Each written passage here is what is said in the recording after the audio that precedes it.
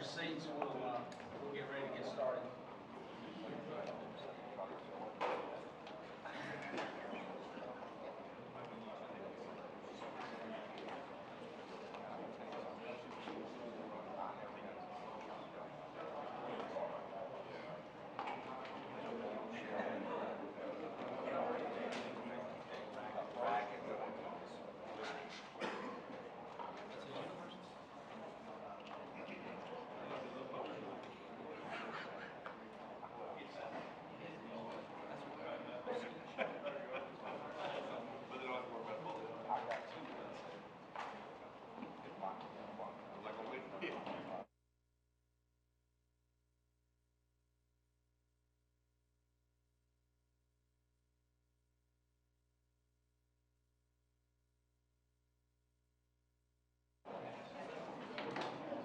Good morning. I want to welcome everyone that joining us this morning on our second day.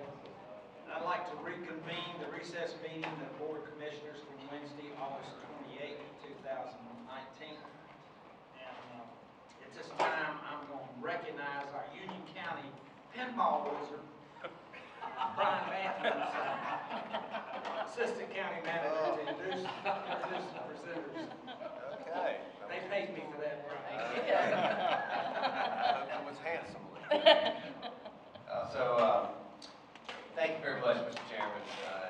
Today is the second day of our planning retreat. This day is more focused on getting some feedback from the commissioners here. We are going to start off with some presentations with staff. They're going to give you go over some of the major themes that we heard yesterday. They're going to give you some background on some of the growth and projections for growth. Chris Platte is going to do sort of a wrap-up about economic development in the county, and then we'll get into the facilitation and try to get some direction and feedback from the board. So with that, I will turn it over to Lehman Bryce, our facilitator. Thank you, sir. Thank you, Brad. I kind of wanted to take a few minutes to talk about what we're going to try to accomplish today, if you will, because as Brian said, you heard a lot of information yesterday from the towns. Today you're going to hear, or this morning anyway, hear from the county staff. Still? Okay.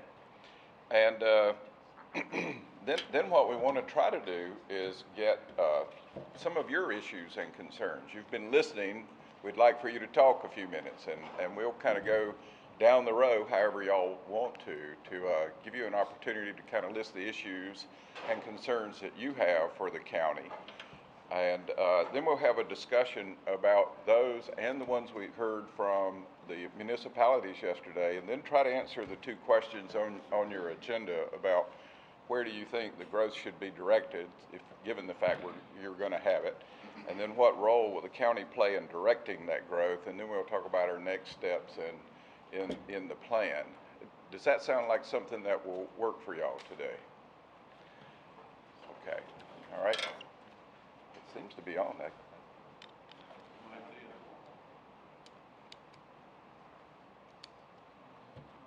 The switch is on, but it's not working. There's Buddy back there. Yeah, just switch them out. Let's just switch the two.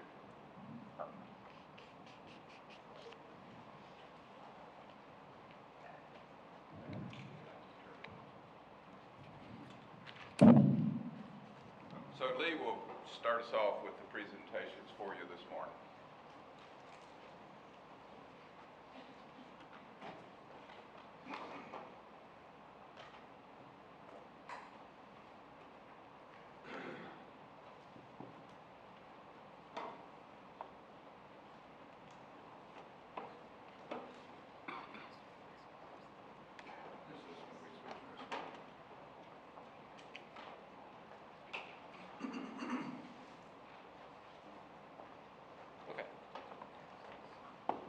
I appreciate the opportunity to come up here and present some of the, I appreciate the opportunity to come up here and present some background information to you guys about the growth for Union County. But before we start, We are going to talk about growth trends today, but I also wanted to go over some major themes that we heard yesterday from some of the towns. A few of us got together last night, kind of how we found out that Brian was such a great pinball player. Put together a few slides of kind of what we heard some of the towns say. Then we're going to go through some of the, we sent out a survey to the municipalities prior to yesterday just to get some feedback from them. So kind of go over those municipal survey results. What we did find that the results were much like what we heard yesterday, but we still wanted to present those to you. Some demographic information, some water and sewer information, and some drivers for growth. And then some other items that also relate to why we're updating the plan, what our old plan talks about, and some of the trends that we've seen over the past 5 years. So again, major themes from yesterday. We went through and sort of grouped these in some broad categories. So some of the bullet points may fit under 2 or 3, but we put these together pretty quickly last night. First category was sort of a land use category, and we heard a lot about donut holes, and those are those areas that are not incorporated into a town, but they're surrounded by a town or almost surrounded by a town. And we heard a lot of municipalities say that they had concerns over what may happen on those properties. Again, the next bullet point, land use adjacent to town, is kind of similar to that, but a little bit different because it may not be a donut hole. It may just be a tract of land that's adjacent to a municipality. So we heard a lot of concern about that. We heard many of the towns mention that they were trying to focus density in their downtown. So we heard a lot about, and not just residential density, but we heard a lot about mixed use. We heard a lot about maybe vertical mixed use with offices or retail on the bottom and maybe apartments or condominiums above that. Maybe townhomes in downtowns, but just overall idea of increased density in the downtowns. A lot of talk from almost everyone about the need for economic development in their towns, and some towns needing more commercial space, and that kind of goes hand in hand a little bit with that density. We heard a lot of talk about wanting to focus that commercial in the downtown. A lot of places talked about protecting agriculture and environmentally sensitive areas. And another theme that kind of came up under that land use was kind of getting together and agreeing on what the definition of density is. Are we talking about gross density? So, and this is more, I guess, when staff is talking about things and presenting plans to the public and the public bodies, is having an agreement on density. Are we talking about gross density where we include floodplains and we include environmentally sensitive areas, or are we talking about a net density? Do we subtract all that out when we're talking about development proposals? So that's kind of what that means. The next broad category was facilities. We heard from Fairview about wanting to use the school for a municipal center. Monroe talked about parks, greenways, and the airport. And Marvin and Waxhaw also talked about parks, and those were the specific ones we picked up. I also think I heard some of the other towns talk about facilities. And this kind of goes along, I know we've talked about it in the planning department for a while, and actually I think in the 2014 comp plan, we have a goal of joint use facilities, joint use planning. That kind of goes hand in hand with that. The next broad category was fire, and really you could call it more emergency services and not just fire. We heard about on rezoning requests and increased densities, this idea of how are we going to provide these services. So we operate with these volunteer fire departments and emergency medical services, and with the increased population and the increased density in these areas, how are we going to have that service provision? How are we going to keep it adequate? Again, kind of going along with infrastructure in general, we talked about water and sewer. How is water and sewer, how are we going to provide water and sewer to some of these areas? A lot of talk about needing new industry, a lot of talk about new development and how are we going to provide that to both.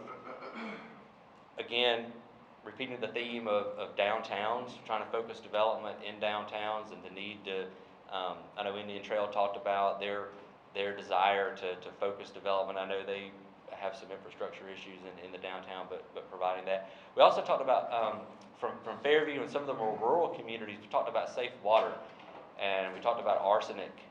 We heard some of the people talk about arsenic in wells and how that's a problem in some of our more rural communities that rely on well water, and the idea of trying to serve some of those areas with drinking water. We heard about transportation. We heard about collaboration and cooperation on transportation. We heard about a lot of the communities were interested in building greenways, sidewalks, and being bike and pedestrian friendlier.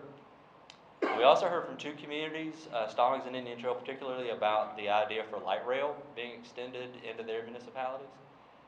And then I think this is the final category, this idea of collaboration. So I had an audio file linked to this and I was going to play it, but unfortunately when I got here this morning it did not work, so I apologize.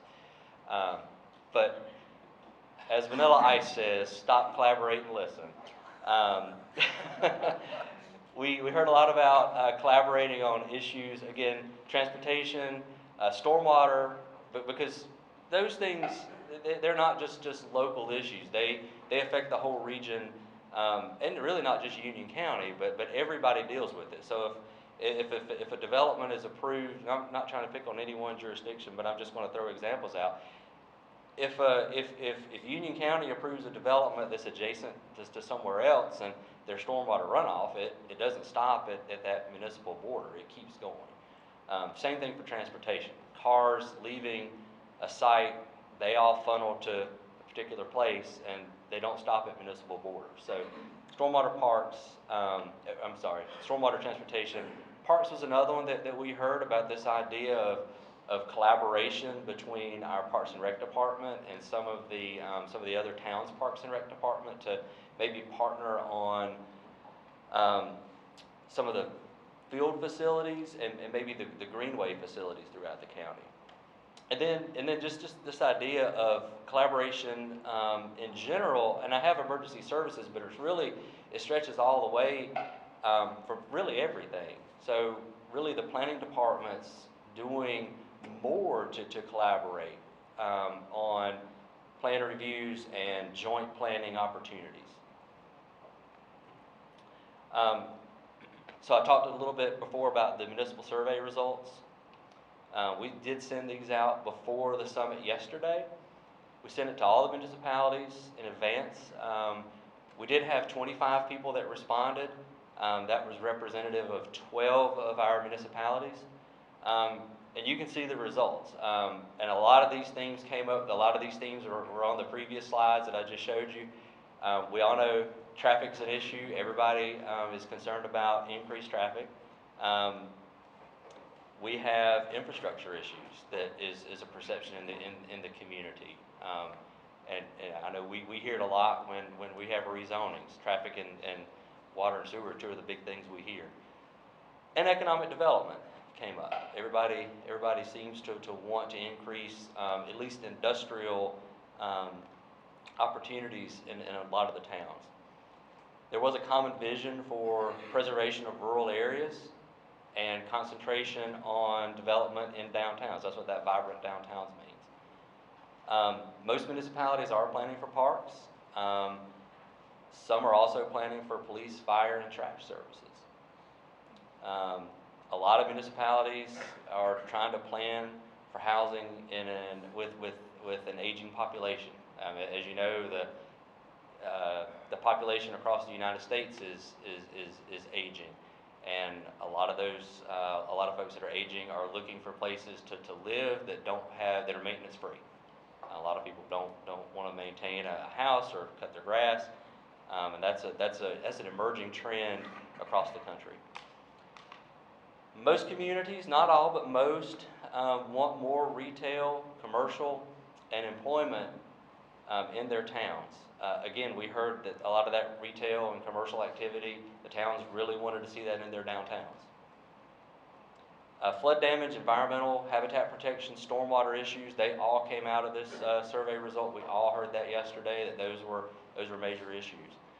And then we also heard this idea that outside of these downtowns, few towns, some of them did, but few towns really want increased density. You saw some of these slides yesterday, but I want to run through them again, just because it provides some background demographic information. In 2010, the county's population was just over 201,000 people. And that 2017 estimate, you can see we've grown quite a bit, 231,000 people in Union County. That's a lot. And I guarantee you that number, by the time we hit 2020, is going to be a lot higher than that. Our population change from 10 to 14, those 4 years was about 5.5%. And then over the next 3 years, we had about another 6% growth. So it's a pretty big change. Again, our housing units, again, you saw this information yesterday, but had about 70,000 housing units in Union County in the 2010 census. The 2017 estimate was about 78,000. It's a pretty good amount of new home construction. 2010 to 2014, again, that change was about 6%, and 14 to 17, we saw another 5% change. Our growth trends, again, you can see just looking at the whole region, everybody is growing. And this kind of, I'm going to get to another slide in a minute that really talks about how, we're looking at this from a regional perspective. But you can see that almost every single county is growing quite a bit. The only outlier there is Anson, was just to our east. They actually have lost population, but everybody else has grown. Again, you can see just broken down by the municipalities. Unincorporated Union County obviously is up there at the top. But then you can see our Waxhaw and Indian Trail, and we all know that when we look at building permit information, Waxhaw and Indian Trail have a lot of growth. There's a lot of new subdivision development going on in Waxhaw. Excuse me. Going on in Waxhaw and Indian Trail and Stallings, and you can see that reflected up here. We see a lot of new housing units being built specifically in those areas, but even if you look at the other towns, there's a lot of housing units being built all over the county. Again, I think we saw this yesterday as well. Union County has approved about 28.5% of all construction since 2010. Waxhaw and Indian Trail have approved more than that. So again, that's reflective of that last slide you saw where Waxhaw and Indian Trail combined have approved a lot of new subdivisions, a lot of new houses. So a lot of growth is going to those two areas. About 1,200, 1,300 units have been approved through by right development in Union County, in the unincorporated area of Union County since 2014. That by right, again, those aren't rezonings. That's a developer looking at a piece of property and saying, I can make this work without having to have the property rezoned. So if you have an RA40 piece of property, those are 40,000 square foot lots, or you can cluster and go down to 20,000 and have the rest set aside as open space. That's what that is. So you guys rarely would see these developments. But again, just bringing back some of the discussion yesterday with the density and how we define density is an important question when we talk about by right developments and how we want to define what that density is. About 1,600 dwelling units were approved through the approved through the rezoning process since 2014. Most of those have been conditional. I think we had one, because I think we just looked at 2014. I don't think we started it in November, so we pulled out the whole year. I think we may have had one by right, or one straight, we call them straight rezonings, where it's not conditional. I think we had one in early 2014 that was a straight rezoning. Everything since then has been a conditional rezoning. So 1,600 units. So a lot more units were approved through the rezoning process than through the by right. Since 2010, we've had 11,600 new homes added to the county tax rolls. And that's countywide. That's inclusive of everyone. And then there's been about 10,500 new residential lots created countywide. And again, those two numbers are different because those 11,600 lots that were added to the county tax rolls, some of those could have been lots that were created prior to 2010. So the lots were created, the house came a little bit later. 2010, those are the new residential lots. So those are all a result of new subdivision development since 2010. And that's countywide. So that's unincorporated Union County, and that includes the towns. The unincorporated area, so we have reviewed since 2000, so we're going back almost 20 years. We've reviewed about 3,300 minor subdivision lots. And a minor subdivision is really most of the time they're 1 or 2 lots. They could go up to 8. Usually it's a family member that is giving a lot to a child or a grandchild to build a house on. That's not always the case. You have a few small builders that really rely on the minor subdivision process. They'll plat a few lots and build a couple homes and then go somewhere else to do that. But the vast majority of these are family member transactions where a child or a grandchild wants to build a house and they're getting a lot from their parents or grandparents. So minor subdivisions would represent about 29% of total lots developed over that time if those were built. So see, the minor subdivision process is not something that we should ignore. It's there. It does create new lots. It creates a pretty good number of lots and new homes. You saw this yesterday. I'm going to try to do a better job with the laser pointer. Residential construction. You can see it's all over the county. This is since 2006. But there's a wedge kind of from just north of, along the expressway now, and kind of down 75. And I know in the planning department, we always talk about this area. And that's where you see the vast majority of growth.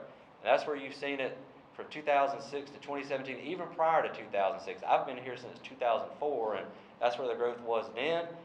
And I know Dick has talked about that's where the growth has been since he's been here. So there are scattered areas of other development, but you can see that big concentration over in the western side of Union County. So that's where the growth's happening.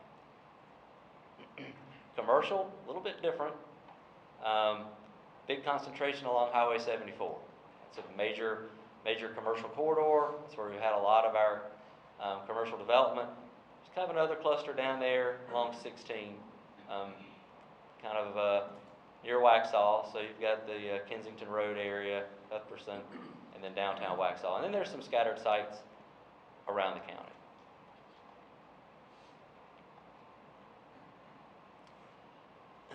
These are some household and job growth projections. So this is from the Metrolina Regional Travel Demand Model, which is put together by Central Iowa Council of Government. So you can see some household numbers. And these are projected out in 10-year increments, 2015 to 2025, 25 to 35, and 35 to 45. So you can see, again, looking at it from a regional level, a lot of growth. I said I was going to do better with this, and now it's if you look toward the right, total household growth, you can see we are still projected to grow, even out to 2045. You can see those total numbers over there. There's a lot of growth, even projected in the future. And the job growth, again, they're expecting jobs to grow. Again, Mecklenburg, 324,000 total jobs over that time period. But Union County, that's pretty high, 63,000. So projecting a lot of jobs to grow. And you can see approximately 15,000 of those jobs are in manufacturing. So we see, possibility of a good number of manufacturing jobs. And approximately 54% of those people live in the county. And this is the map that I was talking about. Again, it doesn't show the whole region, but when Metrolina looks at this, and I'm going to have Bjorn correct me if I'm wrong, just jump up and start waving at me. They kind of come up with a population number for the whole region, and then they distribute it to the counties, and they look at land suitability. So, is the land vacant? Is it developable? Is there water and sewer? And what do the community plans call for in that area? And they project this out. Again, the first slide on your left is 2016 to 2025. And they're showing we may have around 58,000 new people added to Union County by 2025, from 2016 to 2025. And of course, the darker colors are the higher concentration, so that's where a lot of the people are projected to live. And again, you can sort of see that wedge I was talking about a while ago. See the areas over in the western side of the county, especially around Indian Trail, Stallings, a little bit of Weddington, and Waxhaw. That's where the community plans tend to support development. There is some available land in that time frame in those areas, so that's where this model predicts that those people will move. And I think if we think about that last slide, that when we talked about the wedge and that new home construction, it's pretty consistent with what this map shows.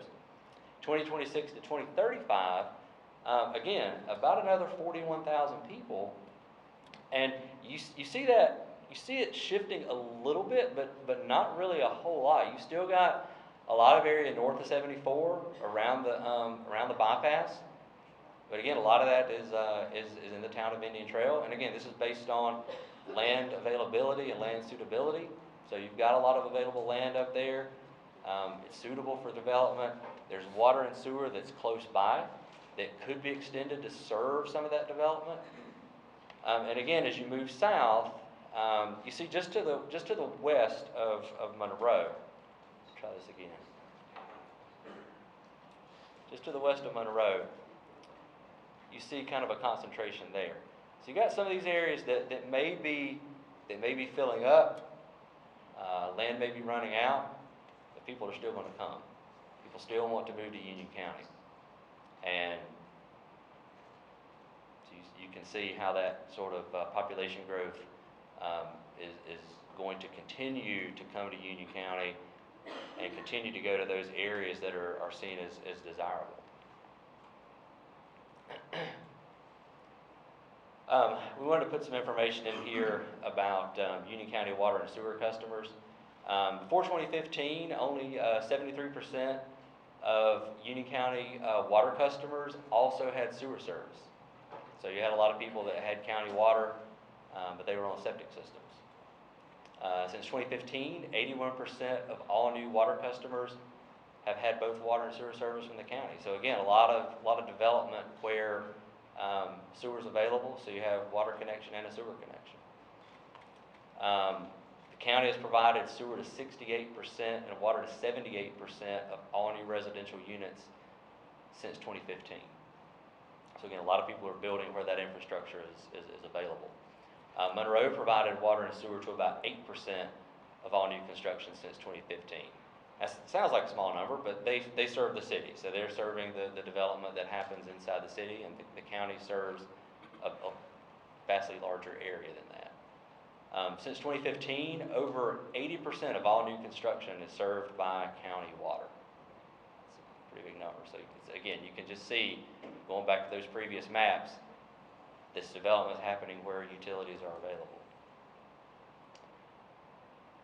Just some well and septic trends. 19% of on-site septic permits were for replacement or repairs, and 15% of well permits were for replacement or repair. So, but we have had quite a few on-site wastewater system permits. You can look at those numbers there.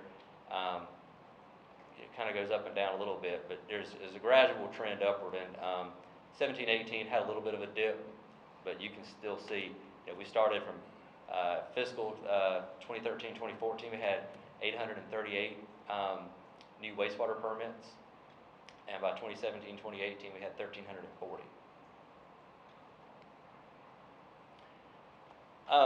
So why do people want to move to Union County? And I think we all kind of know the answer to these, but we wanted to write them down. We are close to Charlotte. A lot of people work in Charlotte. So the drive's not, it's getting worse, but it's still not terrible. we have good school systems. Everybody knows that. Everybody knows that Union County schools are great, and people want to be a part of that. We have low taxes. The board, since I've been here, have always done a great job of trying to keep the tax rate low, and the towns have as well, and I think that attracts people. I know it attracts people. We have a fairly rural environment. We are changing a little bit, especially on our western side, but we still have a vastly different than some of the more urban areas to our west. And we also have, you know, even the folks that don't necessarily, maybe they live in a subdivision that's denser, they still have access to nature. Get a lot of common area, so there's trails behind their houses. You can drive out. You have a great facility in Cane Creek Park that folks can drive to, and it's fairly rural. Lots of trails out there, and affordability on a square foot basis, as well as the taxes that I mentioned earlier. You can come to Union County and buy a house, and although housing prices in Union County aren't cheap, you can get a fairly good sized house for a lot less money than you can in most places in Mecklenburg County. So again, there's probably a whole handful or a ton of other reasons why people come like Union County, why people want to live here, but these are 5 that we kind of identified just through our conversations, making the slideshow and just sitting around the office talking sometimes. Again, you saw this yesterday. We call it the Dead Gumby Plan. This is our current land use component of our comp plan. Again, as Brian mentioned to you yesterday, the comp plan is not just land use, but that's how a lot of people view it. And it is a big part of it, but this is our land use component. So you can see there's a lot of stuff going on. You've got some mixed residential areas, a lot of yellow, a lot of orange, which is mixed, a lot of single family, a lot of agricultural areas. And so this is a current one. We are going to be updating this as part of this process. And just some brief, we talked a lot about collaboration yesterday. We have had some collaborative efforts with many of the towns over the past several years. These are a couple of examples. On your left, and I think every board member was involved in these. On your left is the Henry Bridge Small Area Plan. It's the first small area plan that the county has undertaken. We did it almost completely in-house, and we worked collaboratively with the town of Henry Bridge. Even though we handle their planning and zoning, they contract with us to do that. We weren't going to do it without their input. So we had a series of public meetings over at the Henry Bridge Community Center where we invited every single resident of the town of Henry Bridge. We also I had conversations with the planning staff at Indian Trail, since they are right adjacent to this. We wanted to include them as well. And this is the result. I mean, Henry Bridge really wanted to concentrate development. Again, a major theme you heard yesterday, they wanted to look at development in their core area, which is right there. Just to kind of give you an idea of where that is. That's, if you know where the Bridge Restaurant is, that they consider that area their downtown, and they want to build a downtown. They want to make a downtown. So they're looking at the possibility of a town center overlay district, which would come back to this board to officially approve. But they want to have buildings that would really move up closer to the street, not be set back so far. They want it to look like a traditional downtown. Everywhere else, there were a few areas that they looked at, some industrial and employment centers. Those are those purple areas on that map. And again, you saw that theme come out yesterday with a lot of the towns. They really wanted to concentrate on downtowns, but they also wanted some areas for employment, jobs, industrial growth. And Henry Bridge was kind of in step with that. They really wanted to have those industrial areas. Everything else, and they do want some areas around some opportunity around that interchange right there. They didn't necessarily want a lot of density at that interchange. Did not want stripped out commercial. They were looking at a more compact type development, smaller scale. So that's kind of what they want at that interchange. Everything else was really wanted to keep their area rural. So as you can see, as you move up toward Fairview and Unionville would be a little bit to the off the map here, but this would be Indian Trail Fairview Road and Cunningham Lane. They're all kind of back in there. They wanted to, that's a rural area now, lots of farms up there. They wanted to keep it that way. They didn't want a lot of higher density development. So that's how we sort of went about that small area plan.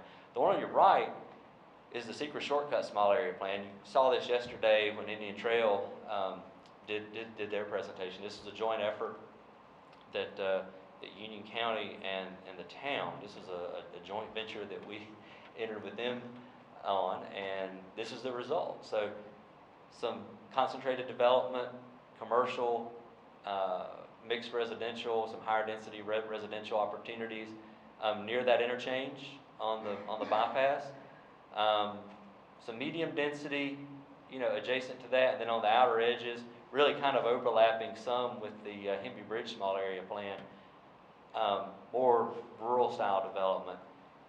But then you've got those kind of purple areas that are in between the new bypass and Secret Shortcut. They kind of created a unique opportunity in that area because they're not deep lots, so they're not really conducive to any kind of residential development or really major commercial development. But we were looking at that with Indian Trail.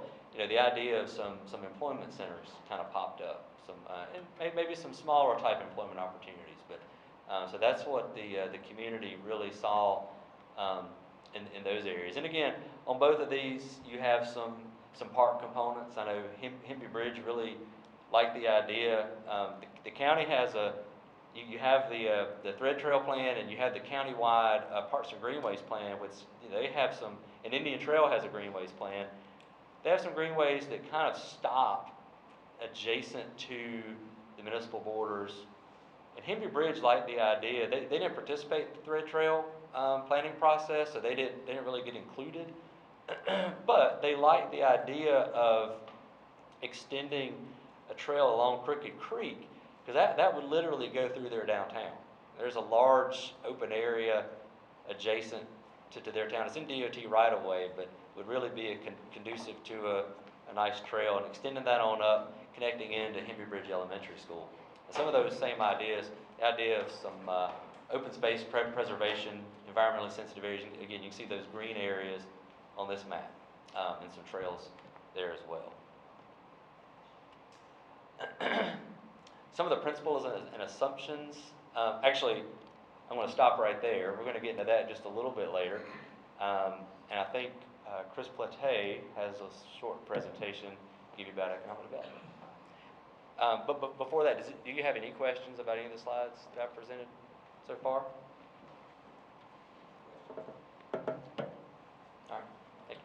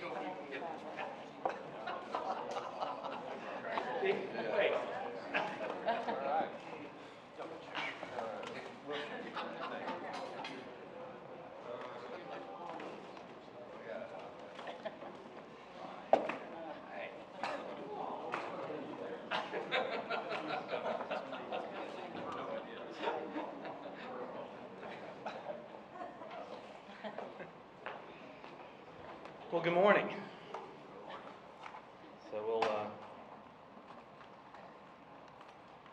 just want to kind of give you a brief overview of the projects that we have seen from 2013 to to 2019, where we are today, of the projects that we've won, to sort of give you a window of like where we've been competitive, maybe some gaps, and then going forward in your planning process, sort of how to set up for the projects that we want going forward. But first, as with all, it is game day, so I will be leaving here and going to Tiger Town to watch my championship Tigers play. Well, it's orange. It's cool. One of our wins in the last several years has been Duke's Foods. What you have in front of you is the crack of pimento cheese, and people are going crazy for it right now. That will actually be produced in Union County going forward. Even though it says Palmetto, it'll be made in North Carolina. So Duke's will also be making the Bojangles pimento cheese that you see advertised right now here in our community. So part of our agribusiness efforts. If you look at the projects, since again 2013, we've had 17 individual announced projects. That's totaled $778 million and 1,900 jobs. As you dig into what we like to go for, because we don't have a major interstate until recently with the expressway, the target project profile that we like to look at is around $10 million in capital investment, roughly 50 jobs, because we do not have an incumbent water supply. We have to depend on the Catawba or the PD, that we typically look at low water and low sewer users, but we are competitive with our electric rates with the 3 electric providers in the county. We like to, because of the smaller size, the 50 to 100,000 square feet seems to fit, the 5 to 15 acres per project. Virtually light to no rail use because we don't have a lot of rail sites. We've got a couple that are quite substantial, one in Marshville and one down in Wesley Chapel, but outside of that, that's about it. Higher paying jobs, high skilled jobs. So when I started here in '99, the average wage for an hourly worker was around $9 to $11 an hour. Today it's over 21. So that's a result of the type of projects that we're bringing in that require high skill manufacturing. They're going to pay well. Companies that have high levels of mechanization, so they don't consume a lot of people, they're just paying very well for those folks, and they're putting in a lot of robotics and other automation in the plant. And we anticipate a decision time frame around 12 to 18 months for a project. From the time that we see them to the time they pull the trigger, it's around 12 to 18 months, typically. This is what we're actually seeing. So, I'll take dumb luck every day. We were $9.8 million in capital investment on the projects. If you look at that average, it's right where we were targeting. They average 24 jobs per project. Again, they're low water, high electric. The building and land requirement, we couldn't really data mine out of the information that we had stored, but they do have virtually no rail use. It was low number of jobs. And again, all of those high paying and high levels of mechanization. The time frame was extremely surprising though, at 94 days. So some of these projects take forever. Some have been very quick in their decisions to come here. If you look at the location, 70% of the projects have landed within, basically the 3 zip codes that represent Monroe. 18% of the projects have landed in Indian Trail. Marshville and Stallings make up 5%, in Waxhaw 2. And if you look at that, that's almost identical to what we were seeing in the map where the commercial dots were located. They were along that 74 corridor. So really 98% of our projects are looking for access. So now with the expressway, we would anticipate that to expand up along that expressway route. If you look at the type of projects, again, these are the 4 areas of focus that we have in our work plan: precision manufacturing, logistics, agribusiness, and commercial. And that's the breakdown of the projects since 2013. Again, precision manufacturing is what we're made for. It's where we have the highest competitive chance of winning a project. Agribusiness is really where we are second most competitive. Logistics, for some reason, has just clipped up there a little bit higher with some of the projects. If you look at them over time, it's 51 projects in precision manufacturing. The total investment within that segment is $517 million. Average is about $10 million a project. Agribusiness is about $6.4 million a project. Logistics, you can see, is much lower, 3.1. That's the reason it's not as high of a target for us. We much prefer the agribusiness or precision manufacturing. And then commercial is extremely high, but it's only because of really one large project. Commercial will generate high investment, potentially in brick and mortar, but it's more going to be an office focus. Or if it's IT, it would be a data center, so a lot in the tech side. That's where that big project came from, was the O'Neill Digital landed with a $140 million project. But if you look at it, commercial is going to generate a ton of jobs. But again, there's not that many places for us to put commercial. And so agribusiness really is the one that has the most multiplier on the job count. So the efforts going into it is going to generate more jobs. And the spin-off jobs that we saw in the Wingate study is even greater at agribusiness. So the two, precision manufacturing and agribusiness, are where we are really focusing most of our efforts. The top two are more your traditional economic development areas. And so when you sort of look at the way it's broken out, the right is where we're sort of focused going forward.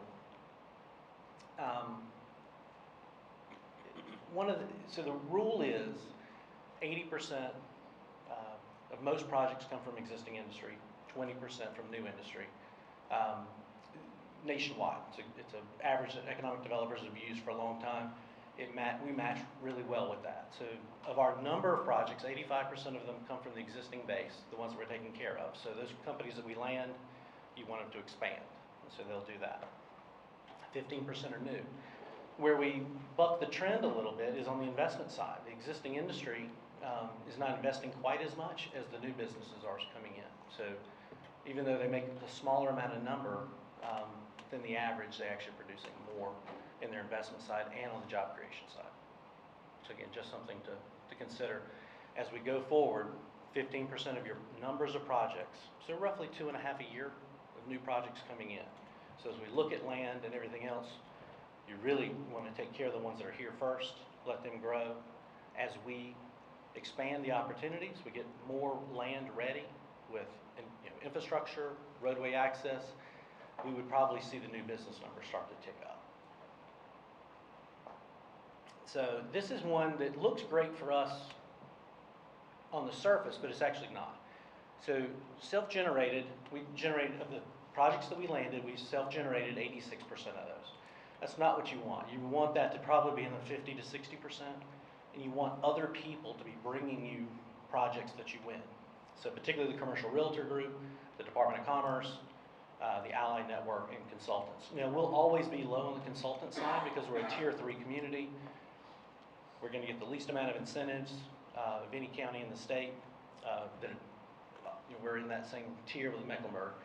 And so consultants are usually bringing projects that come with a high demand on state incentives.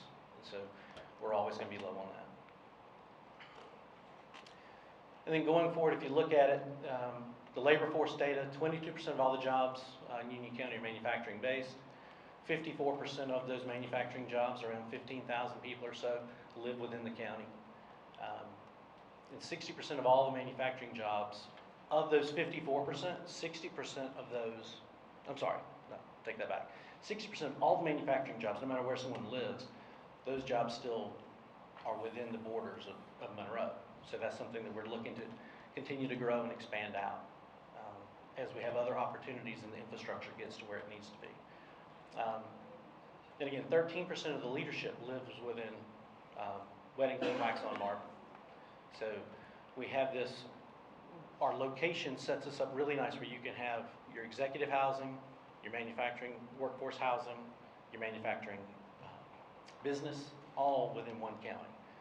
So we're good in the sense that we have all of that, as well as having the draw to the rural counties to our east and south. We have a lot of people that come from Chesterfield County, Anson County, and Stanley County in here to work. So as we see that migration going into Mecklenburg through some of the western counties, that we are that to the counties to our east. We're the last job center really until you get to I-95. The entry level today is around $15 to $16 an hour, which is still not bad for coming in with virtually no skills. If you're an unskilled employee with time in, you're still making almost $18 an hour. Salary positions, non-executive, is exceeding $70,000 now. So it demonstrates that the careers going forward, you can have a very strong livable wage in manufacturing and have a great quality of life here. Also, roughly 90% of all the businesses are providing full benefits. So it's a great place for folks to go out of high school or out of South Piedmont or even coming back from college. So we end up injecting about $650 million a year is into our local economy from the manufacturing labor force. So as we look forward, I think precision manufacturing is still our bread and butter. It's where we can win. It's where you're going to generate the greatest tax benefit back to the county as a revenue stream. And then the pay in that area is going to be substantially higher. Agribusiness, while we're very successful there, we still feel that those opportunities are pretty grand in that sector that we can try to find. And it is one of the reasons we're trying to do this new initiative to seek out gaps where we can try to find new opportunities, even if it's in ag tech. I mean, just all kinds of opportunities within ag. It's such a broad topic. You know, it's like when you say manufacturing, it could be literally anything. Agribusiness is in that kind of category. Logistics and distribution, we're looking at sites along the expressway corridor. It's something that we want as a part of the quilt that makes up our community. It's not something you want a tremendous amount of because it consumes a lot of bodies that don't pay as well. But there is a segment of our population with a skill set that's really where they belong. And so we have to create job opportunities for them as well. And then the commercial and office, right now Stallings and Waxhaw, if you look at the west is really where that can really only develop, is next to Charlotte. And as you saw yesterday, I think Stallings and Waxhaw are really the ones that are willing to participate in that effort. So we'll depend on them to help us grow in that area. So again, our strength is in precision manufacturing, covers the entire county. The gap is in technology and commercial office space. That's going to be Western Union County, and opportunities going forward really to find some new things for us to create some really interesting jobs will be in the agribusiness side, mainly around food and ag tech, I think. And that'll be the Middle and Eastern Union County. Any questions? Yes, sir. One of our counties yesterday requested your assistance. Yes. But what I'm hearing you say that you've got an entire county focus that you're doing that today, and I think would encourage our municipalities to communicate with you suggestions, ideas, or potential candidates that might be beneficial. Is that a fair statement? That is, and it's follow-up. You know, we've gone and spoke to several communities, about ideas, and then sort of a lot of things don't continue on. So we need to have a commitment and a continued conversation going forward. But that's all municipalities. Yes, and since most of our community is in municipality control, we are really dependent on them to really be a part of it with us. Any questions? Chris, what one thing would help economic development's arsenal in bringing big footprint warehouses or distribution to Union County that you could tell us about? Yeah, really, we did not have a functioning road. I mean, we were a farm-to-market road system outside of 74 forever. Now we have the expressway. That's a game changer for us from a distribution and large box.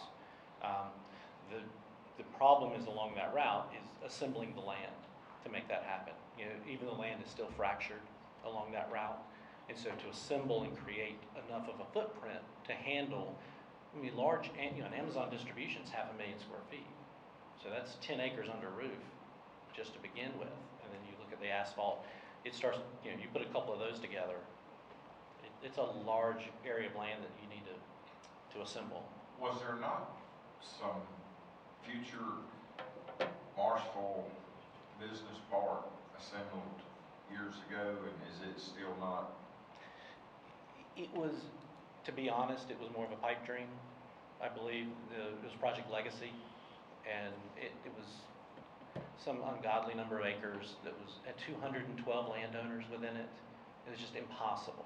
It was one of those that it sounded great to talk about, but in reality, you're never gonna create something of that size unless they are 7 landowners or something that you could possibly do that. And so these mega sites that are throughout the state generally have been assembled, years and years and years ago by either textile companies, or if you look in South Carolina, I came from Chester County before coming to Union County. In Chester, we had Springs Industries, and Springs Industries had a land division that consumed land along their own railway. And so that's why they had a mega site. They covered 2 interchanges on I-77. It was 500 acres.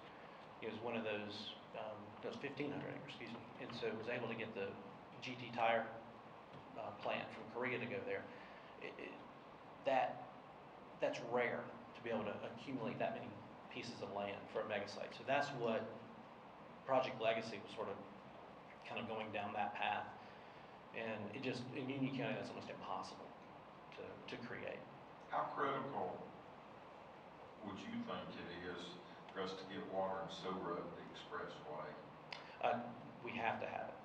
So again, we're not targeting a lot of, there won't be a lot of water users, so you don't need, massive, just enough lines, whatever the engineers, again, as an economist, I'm not gonna dare try to pick a line size, but they would need to work with us and sort of what we think the size of buildings would be there and the type of users. But if it's distribution, you're really looking for fire protection and flushing toilets for the employees. It's not a lot of water use. In most of the industries now, they're not, they will recycle their water. They'll take it, put it in cooling tanks, do other things, so they don't do like they used to do, which was just flush their processed water down the drain. They can't afford to do that. Water's too expensive now. And so they find ways to be very efficient in their water use. So again, water, we need it there. We just, it's not one of those things that you need just some ungodly size of line. So it shouldn't be as expensive over the long term to supply it. So, but it is critical, because if you don't have the fire protection, you're not getting those large boxes. Chris, I know that you work directly with the municipalities, and there's always opportunity for dialogue and collaboration, but are there, the Monroe Union County Economic Development agency, I guess you would call it, there's a lot of investment from Union County. The majority of the investment for your operation comes from Union County. The remainder comes from Monroe. We've heard from municipalities that they would like more of your services, or they would like more focused efforts inside their municipal limits. What are there opportunities for them to invest in our current economic development organization so that there are adequate resources to support what they would like to do within their municipal limits? Back in 2013, when we formed the interlocal agreement, there was an opportunity. We went out to all the municipalities. I believe only one, Fairview, participated in that. So there was an opportunity to fund. No one took us up on that offer. So it became a Monroe and Union County only funded entity. So there's still opportunities, yes, to do that. That was my question. Yes. Is there still opportunity if now there's a different vision or a different need or a different emphasis, understanding that if we're going to focus specific efforts within specific municipal limits, then there needs to be some investment in that process. There is. There may be some legal question we'd have to look at, but outside of that, I think, yeah, there's definitely opportunities. And it wouldn't be $1,000. It would be some real money to participate on a special segment. If that's a person, if that's a part of a person, it's not a cheap endeavor. Economic development's not a cheap endeavor. So that's the reason it's usually a county-driven process. Thank you guys very much.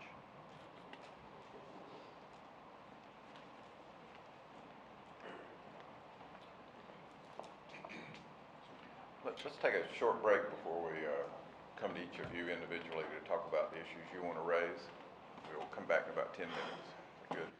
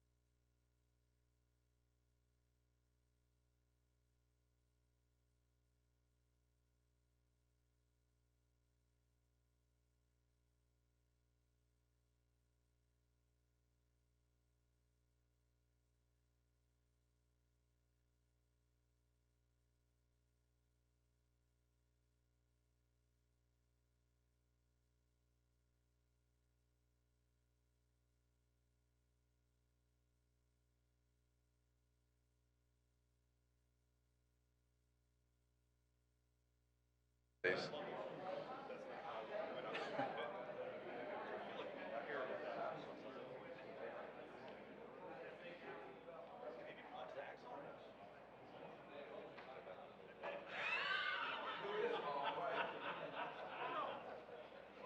But yeah, he's right. You need to make that distinction.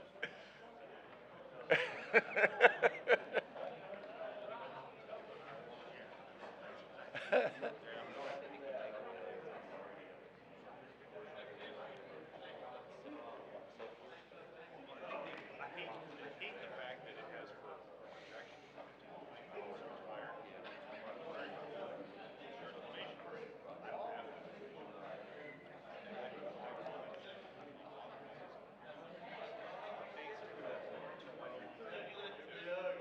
Is he taking your cheese back? We can take our seats so we can get started back.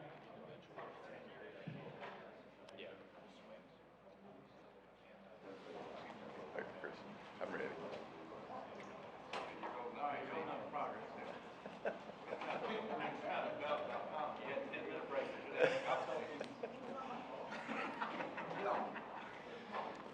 All right, gentlemen, what we want to try to do here is I'm going to call on each of you. I'm not actually going to call on you. I hope you'll volunteer to kind of put forward the ideas and concerns that you feel like need to be addressed in the comprehensive plan update.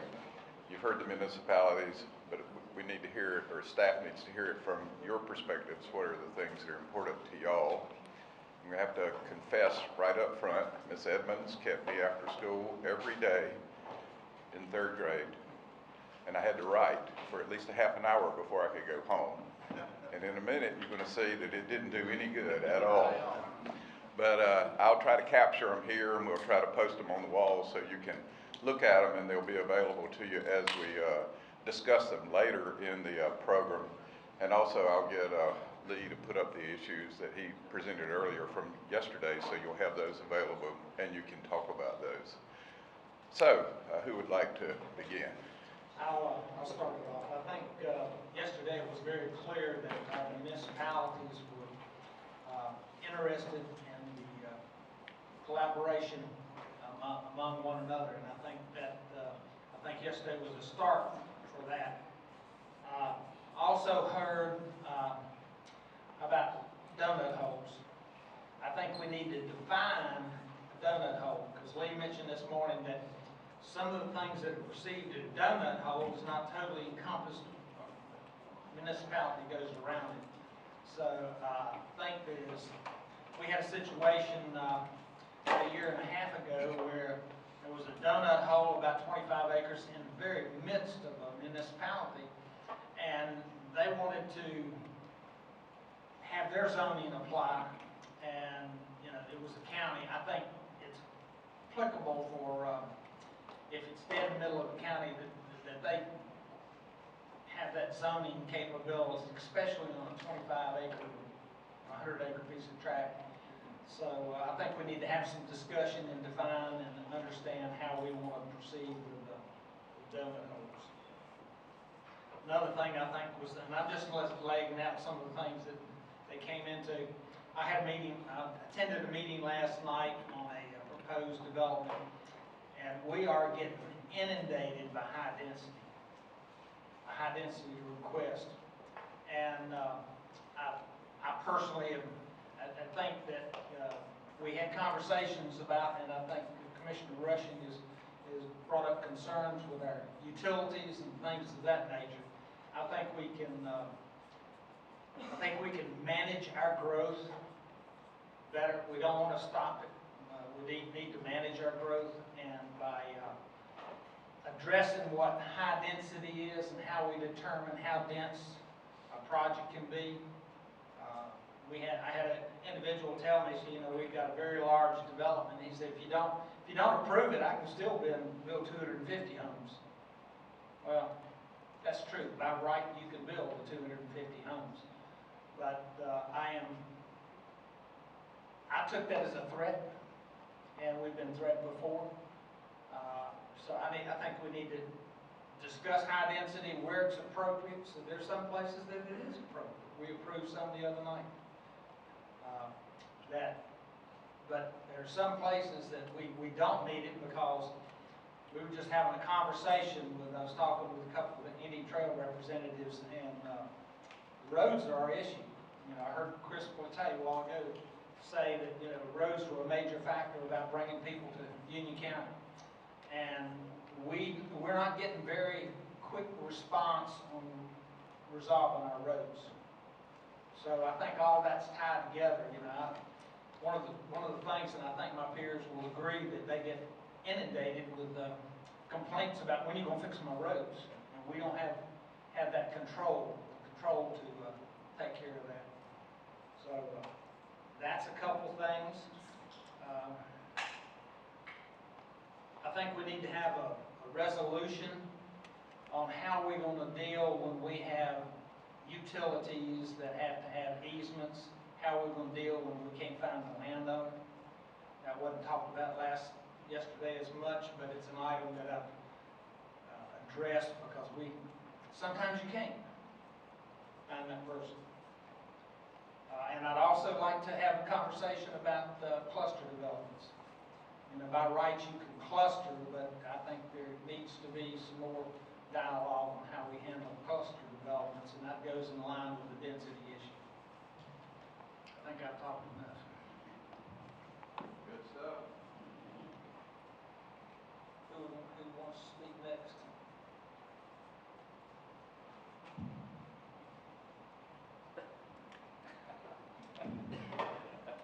Looks like it's going to be me, in order to do so.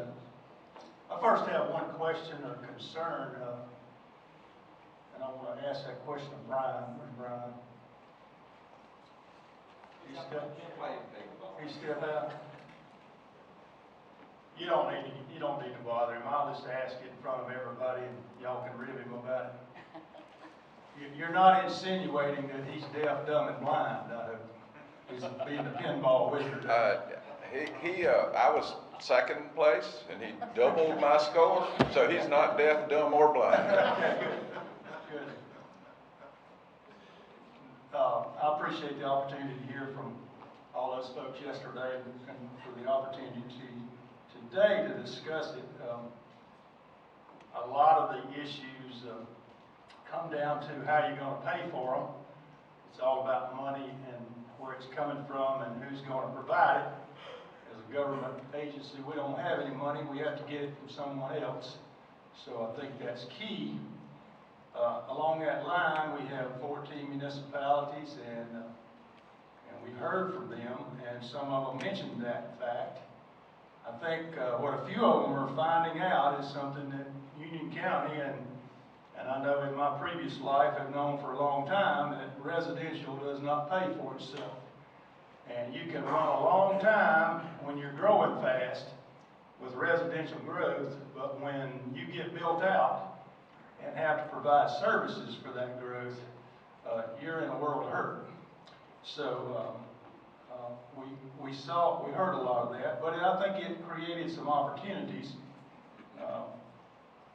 I think we need to look long and hard at an interlocal agreement with these municipalities regarding a number of things. We talked about the ETJ and zoning. We talked about providing infrastructure from the standpoint of sewer and water. So I think the rules need to be the same for all the municipalities so they know where they are and where they're coming from. Along that same line with interlocal, we heard a lot about parks, and parks are to provide recreational opportunities for our citizens. That's why the county funds parks. So I don't see a problem with funding, or at least helping fund parks in municipalities. So we should be working with them on that. They had some opportunities, they just couldn't afford to do it all, and so I think we could do that. Everyone wants to eat their cake and have it too.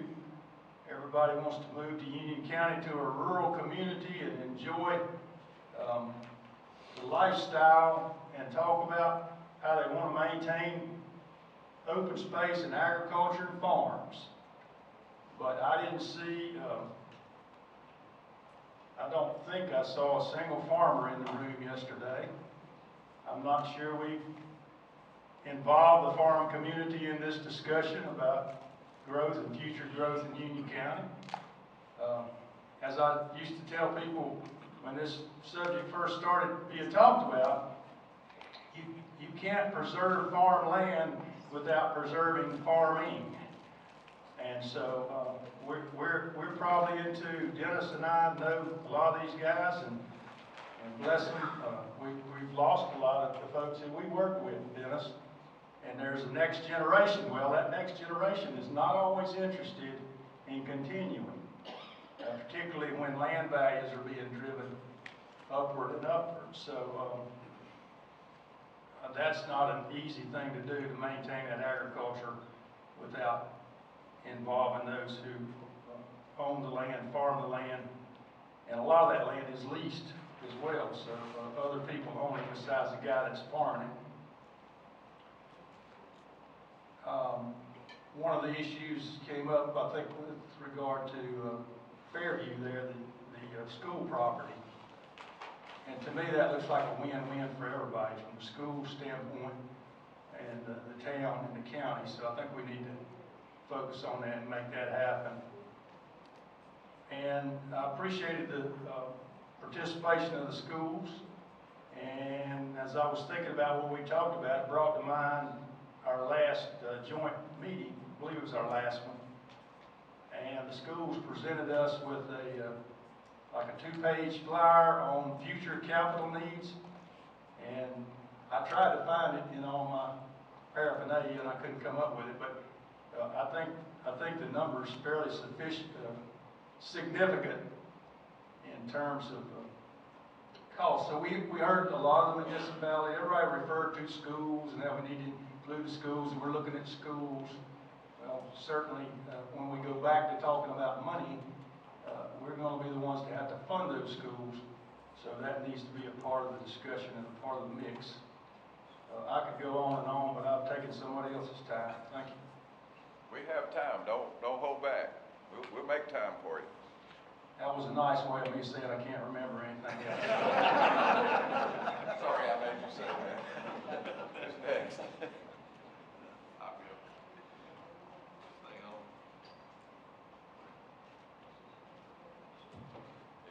All right, very good. All right, so a couple of things. Of course, I do appreciate all the municipalities coming and sharing what their visions are, and allowing us to collaborate on how we can either help that or not help, I guess, maybe the best way to say it. I think a couple of points. As you all know, I do sit on the Economic Development Board and in the liaison to this board from that board. So obviously, I ran in 2010. I ran on the idea that I wanted to focus on commercial growth. I think that has always been a very continual focus of mine, and certainly continues to be today. I think Manager Watson raised a good point, and one that I share. I remember when we started the unified economic development, and only one municipality participated, and Chris, you were correct, it was Fairview. Tony Helms came religiously to those meetings. They were the only municipality that stepped up and made that financial investment in creating that partnership. So I think, I was excited to hear that Stallings and Waxhaw do have interest in commercial growth. So I would just encourage them to, work with us to figure out how can we best fund that. Chris mentioned in his statement that economic development is expensive, and certainly it is. But I think when you look at the rewards that we can reap from that, I think they are far-reaching. So I encourage those municipalities that have committed to commercial growth to partner with Union County Monroe Economic Development, because I think when you look historically what that organization has done, it has, again, provided huge benefit to this county, to the residents, to try to right the ship of the commercial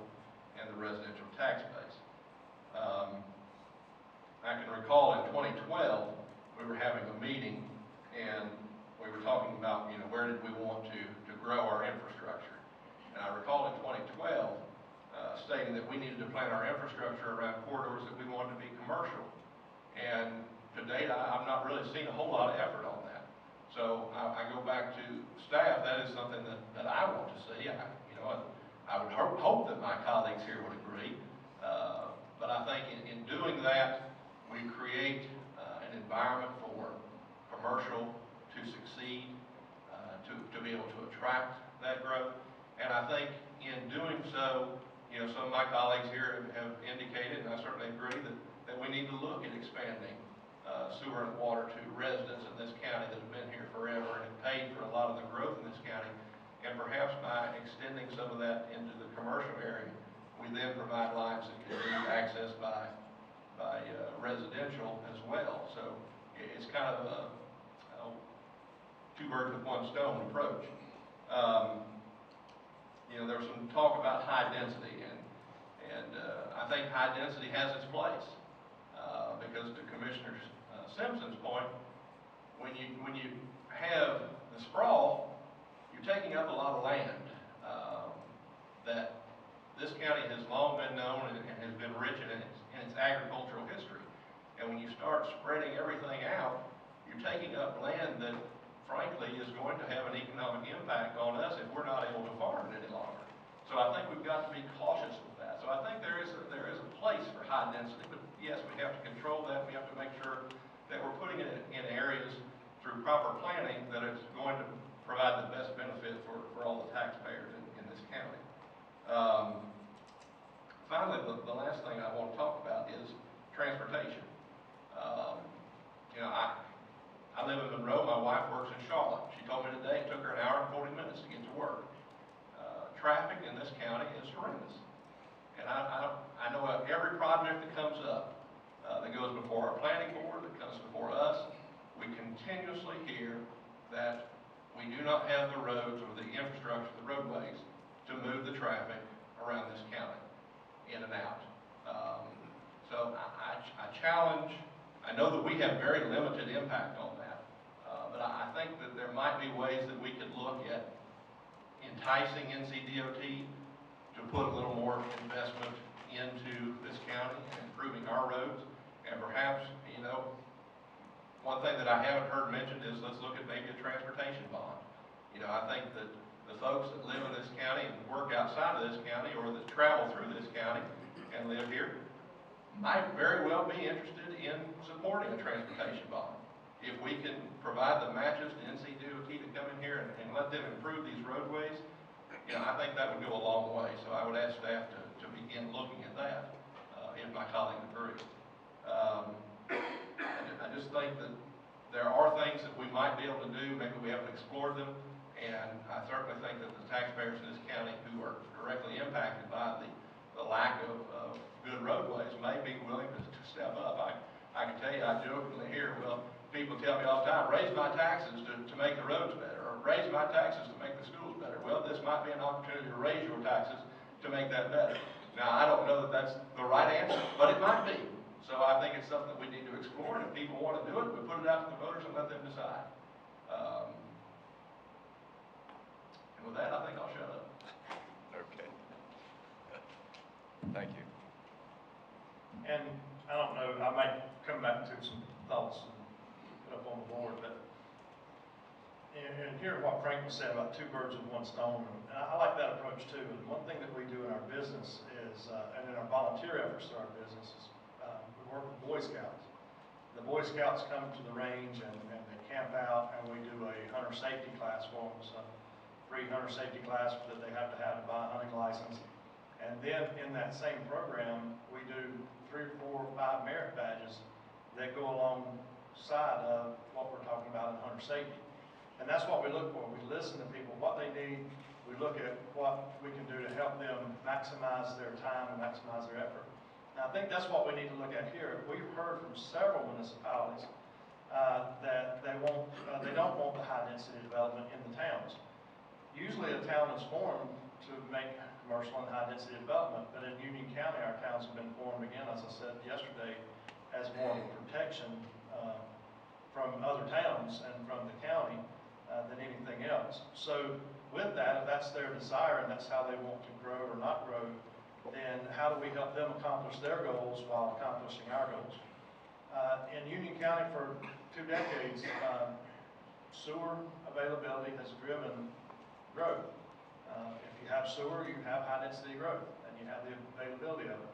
And if one town won't do it, the next town will. And if that town decides they don't want to do it anymore, the county will. Somebody's going to do it. If it's available, you have to pay for it. If you build it, you have to pay for it. If you put in water lines, transmission lines that are going to take water from one side of the county to the other, somebody's got to pay for that. So again, whichever municipality decides they don't want to do it, somebody will step in and take that person's place, and you still have the problem of traffic, you still have the problem of school overcrowding, you still have the problem. So how do we solve the problem? Right now, what I see is the towns in the Rocky River Basin. If we take Union County and split it in 2 pieces, the Rocky River sub-basin and the Catawba Basin. The Catawba Basin is that area, and we have a map, the area where we saw all the growth.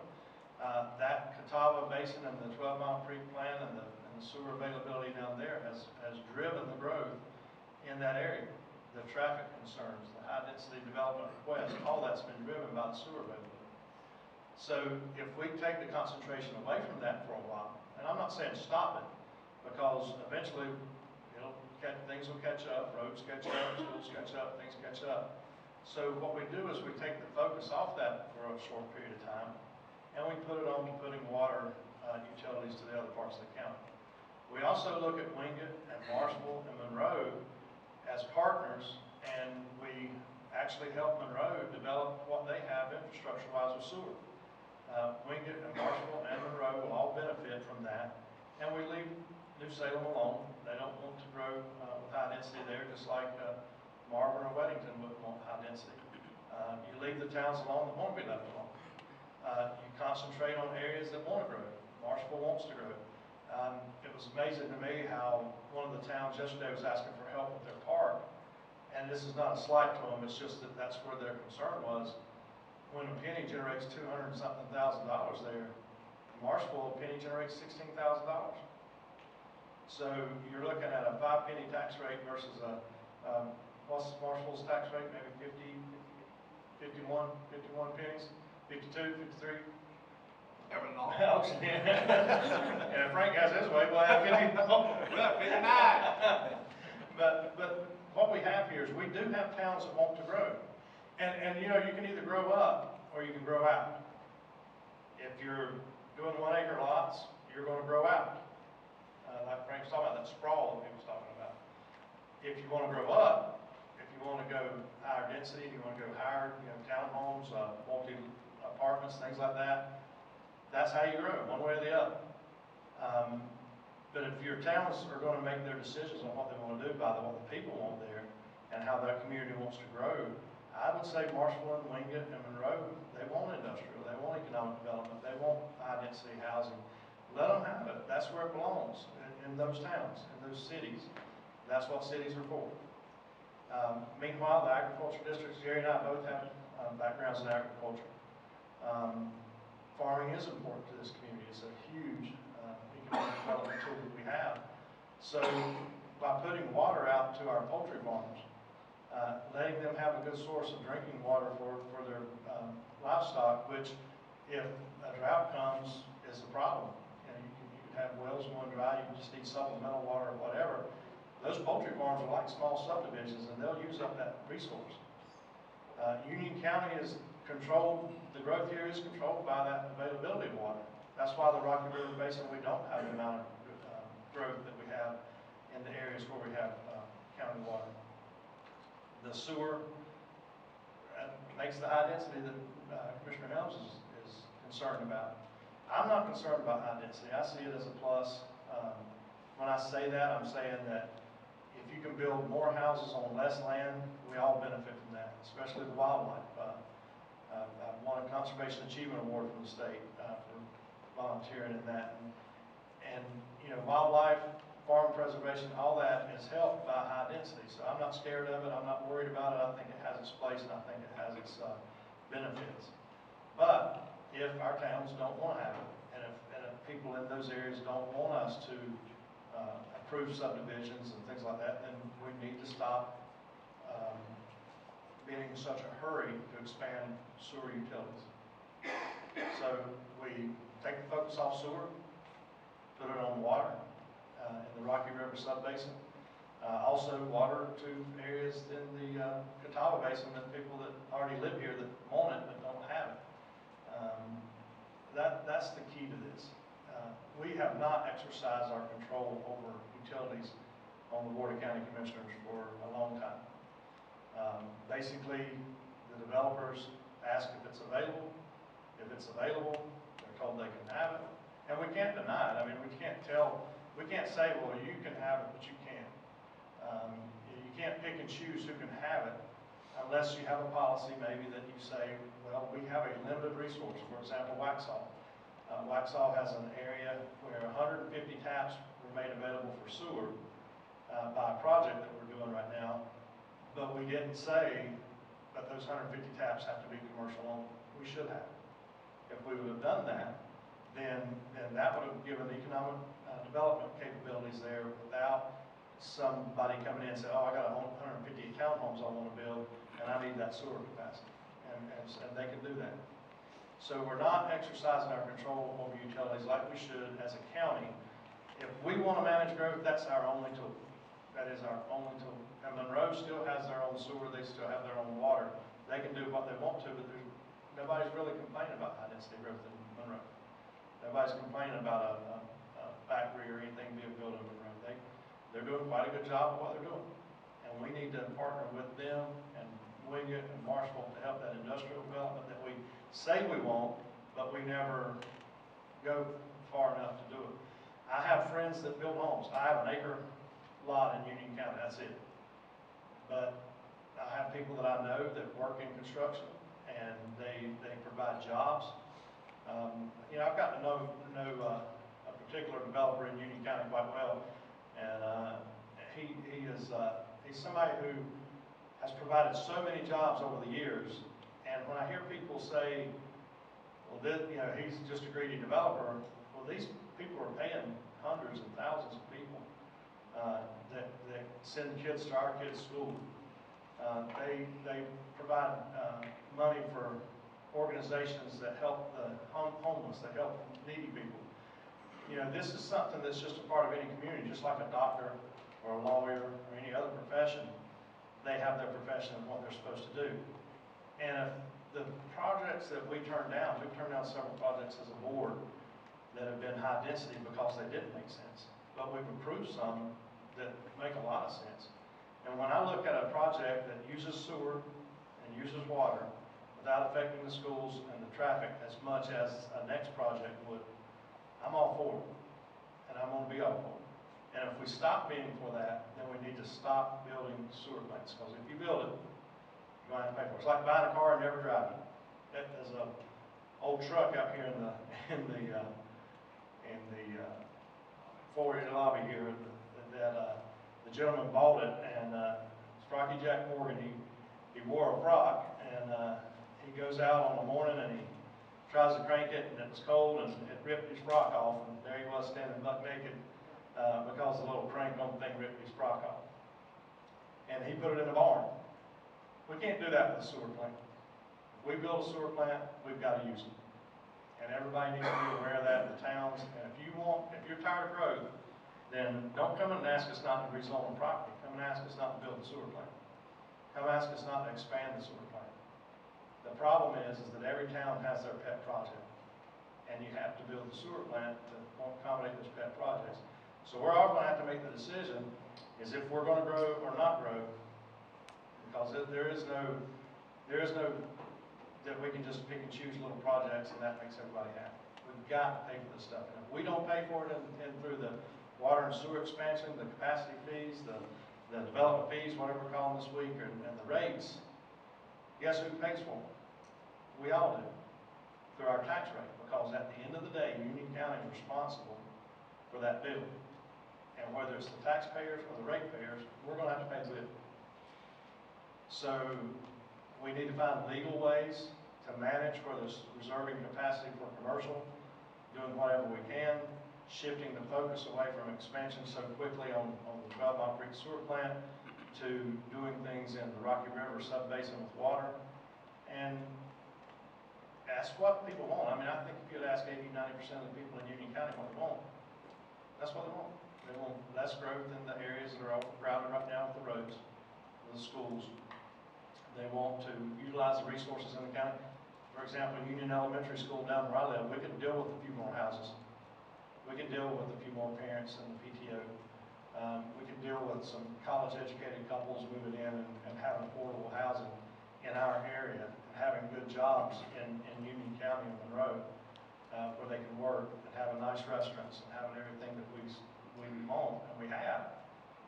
But we just work against ourselves. We don't manage our resources very well. And until this week, until yesterday, we haven't really had very good conversations about where we're going as a county and where we've been. The school system, we've worked out excellent progress with the school system over the last 4 or 5 years. We have a good working relationship. It's to your benefit as taxpayers because it saves you money, believe it or not. That's how we have to be with our municipalities. There should be an adversarial relationship. It should be one of understanding and cooperation. And I think yesterday started that process, and I hope to continue it. So my big concerns are going to be focusing utility construction and development in the Rocky River subbasin for water, and sewer, working with the City of Monroe with sewer that benefits Wingate and Marshall. And those are my dangerous concerns. I think that's what we need to focus on. If you would, look at those and make sure I captured it, if you could read that. Yeah, Sorry. that's good. If not, let me know, I'll change it. I'm going to make one quick comment, Dennis. I'm sorry, before you go. The one that I forgot, and it's not probably huge overall, but the issue that Stallings brought up with regard to the little strip of property that was in Mecklenburg County and the potential for the expansion of that northeast tool, 37 million or whatever. I don't know how the numbers, the dollars, the economics work out on that, but I think that's something we ought to address and not just leave it to language when I look at it. Yes, sir. 57, my apologies.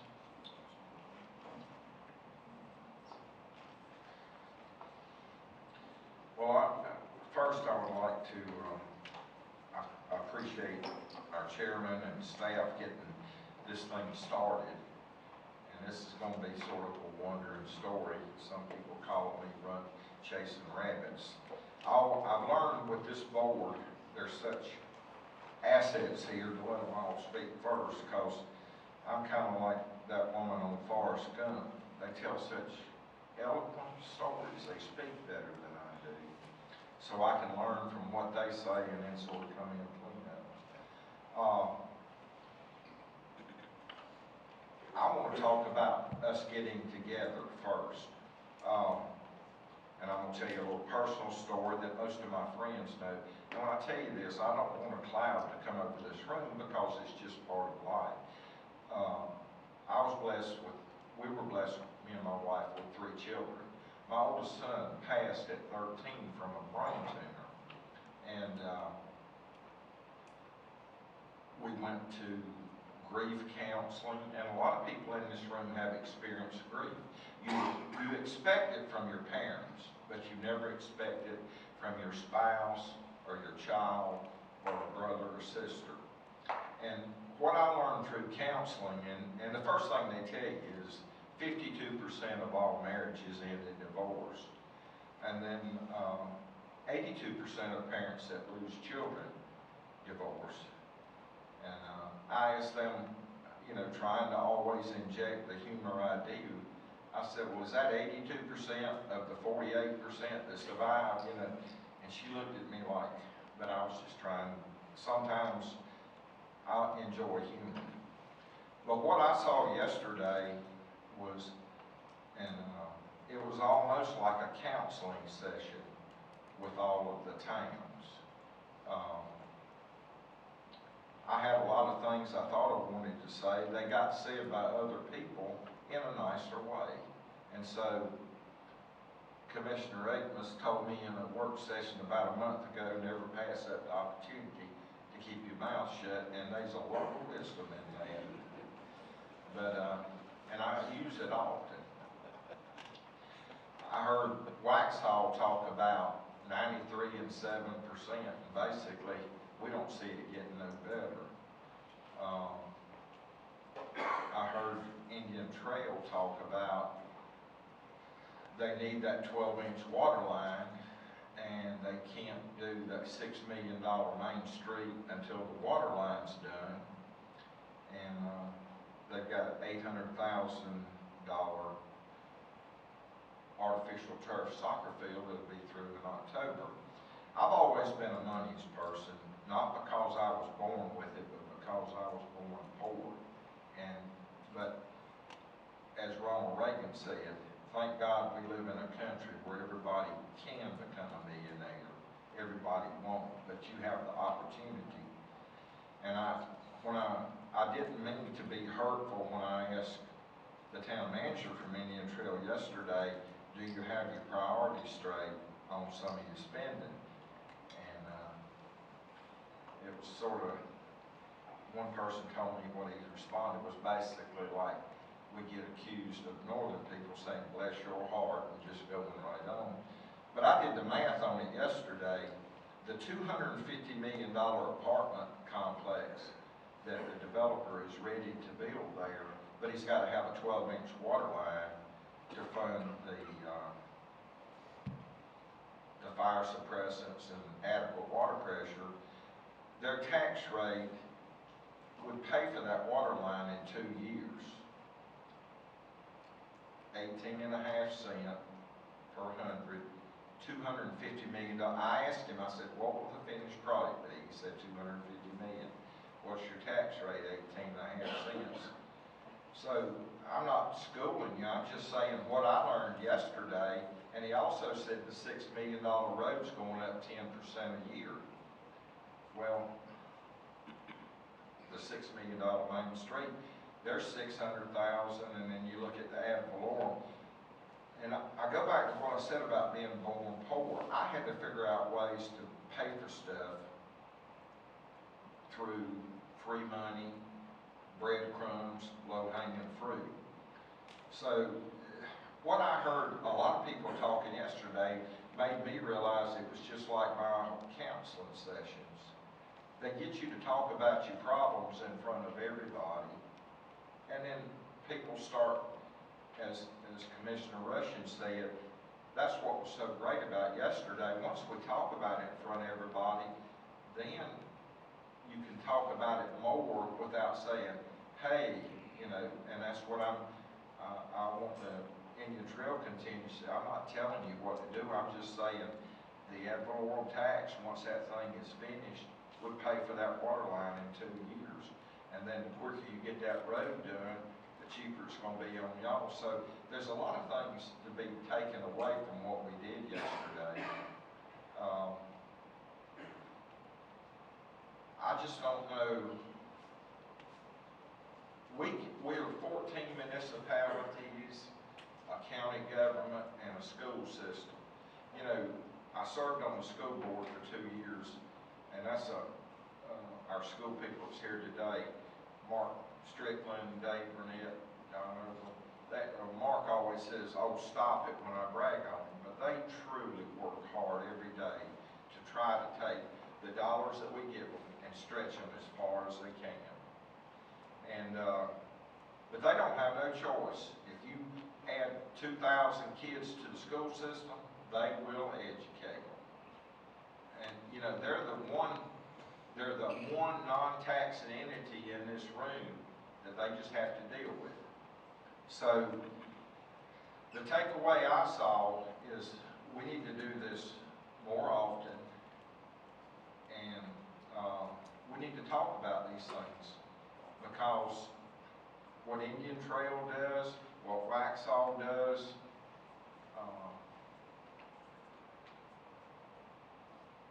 what Monroe does, but up to a lesser degree, it affects all of us, you know, because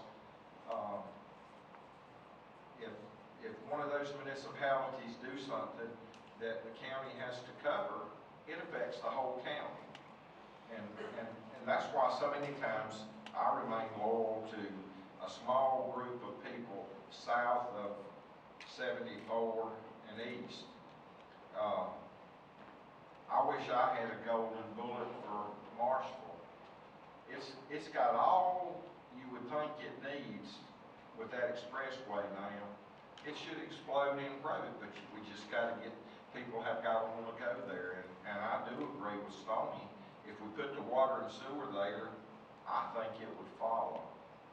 So I've enjoyed hearing all this. It's been a tremendous learning experience for me. One thing I had to learn as an elected official, and Jeff Crook will get a kick out of this, some ideas are great, but they're not legal.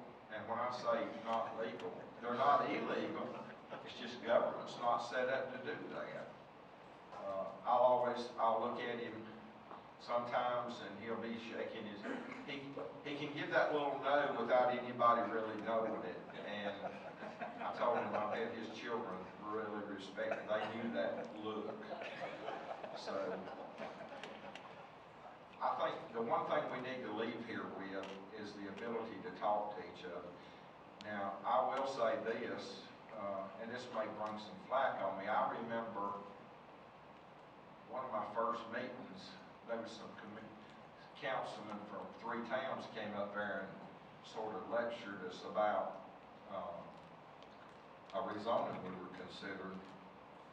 And that was the first time I'd ever experienced that. And it was very hard for me to keep my mouth shut. But I respected them. You know, my mouth's got me in enough trouble. I'm going to try to spend my rest of my life proving it's not a lethal weapon.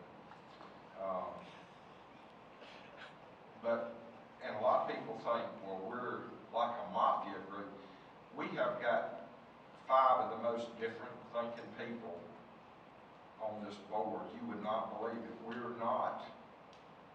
We work together, but we all have different views. I've always said Richard was a IBM institutional guy. Frank's a banker. Jerry, an ag agent. I mean, Jerry opened this building up. I can only imagine what it's like for Jerry to come back in this building, the building that he probably ran when it first opened, because they used to have an old building, well, they were in the courthouse, but before that they had an old building that's been torn down. So Stoney and me, we're kind of like a good, I'm not going to call us cur dogs, but we're one of those that you know, everybody in the family loves it, but we look like a Labrador, but we ain't. We look like but it brings a good mix. Dennis, you remember when I said never miss an opportunity? See, I can always, and I can count on Frank. He runs that hook out and pulls me off the stage, so. I think you just did.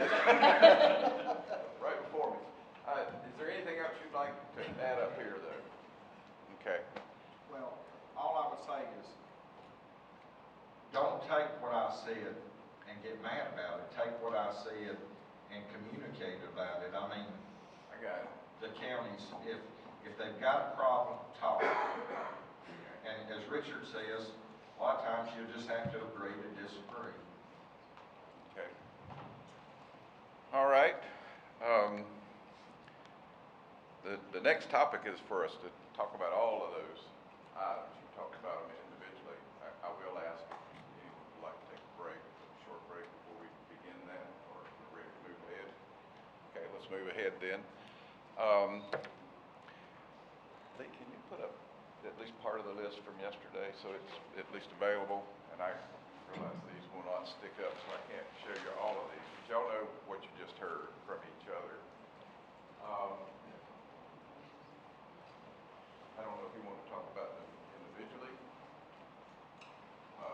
Maybe that's as good a way as anything. One of the big things there came up first from y'all is donut holes at first up there. So are there thoughts about that, or about how you you might want to handle that or give the staff a little direction? Sorry, I can't. Yeah, thank you. I'm not used to such a large room. Came from a little place.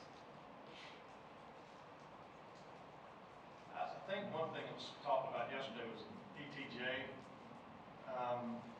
I don't know how the donut holes were created or why they were created, but, I'm not completely opposed to giving some type of, if it's completely surrounded by the town, maybe some sort of ETJ where they can, maybe direct the road in there. I don't think they need to collect tax revenues or whatever unless they annex them in. But, maybe some type of, say, development of those parcels. I think that's a great question, if I may. Can somebody explain how the donut holes did? I would like to address that. I haven't lived here a long time. I think the donut holes were created by annexation by the towns reaching out and grabbing it. In other words, it was a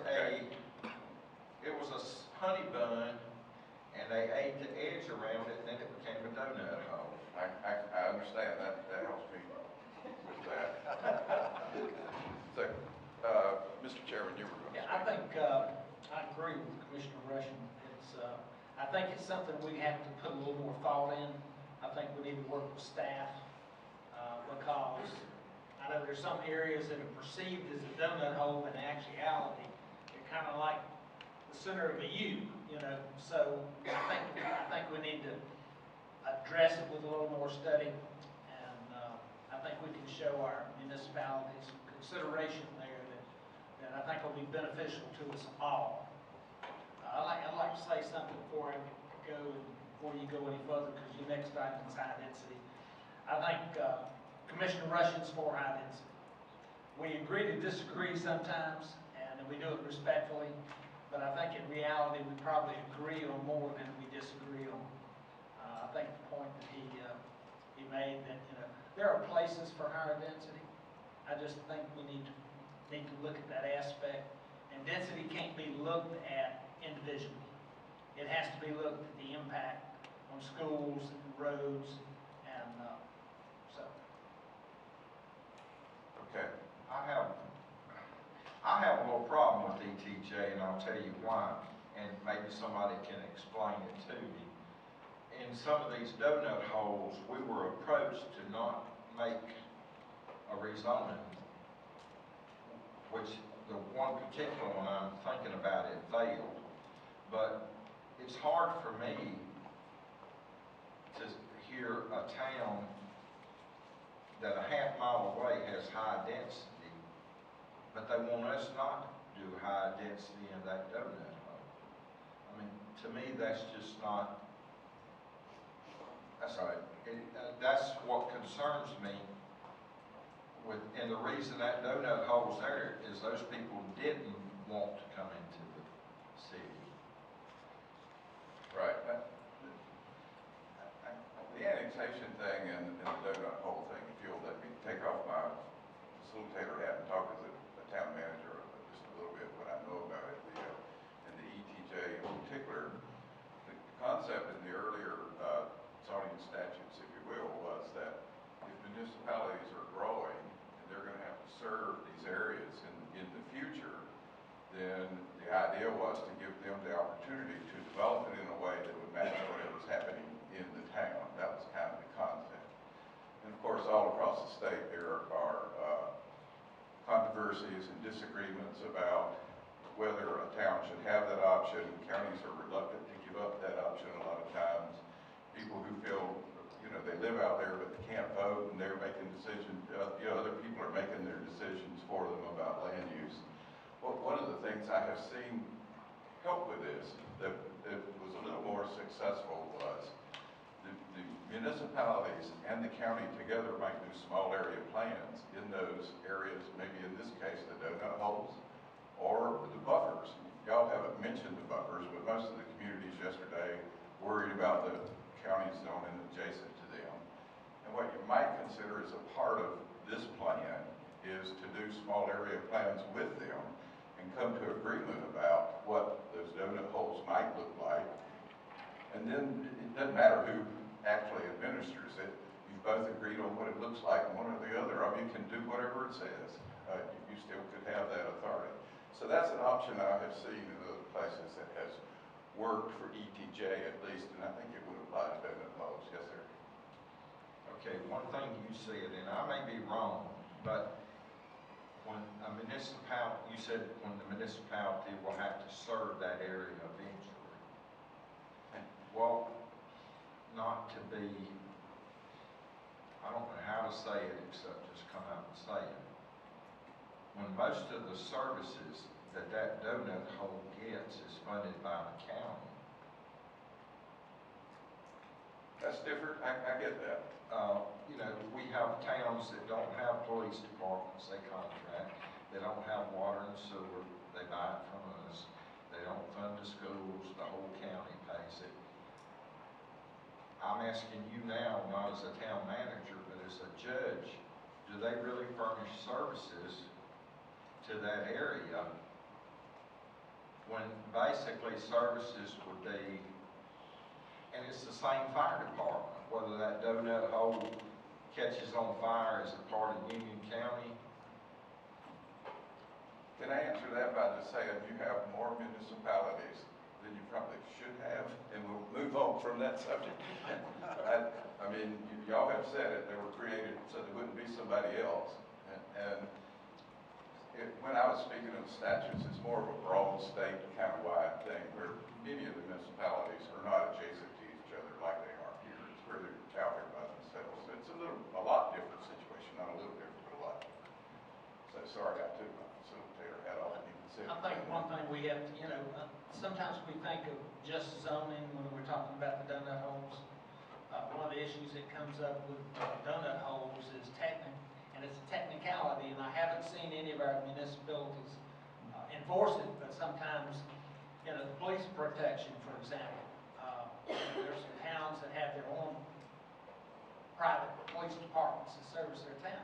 But, that's a consideration we need to take. And so I think by having our dialogue that we're having now, and I got a lot of feedback that everybody seems to like the dialogue we're having, is that, maybe there are some give and take on both sides, that we can come out with a solution that resolves both, that, we give consideration for the zoning and municipality.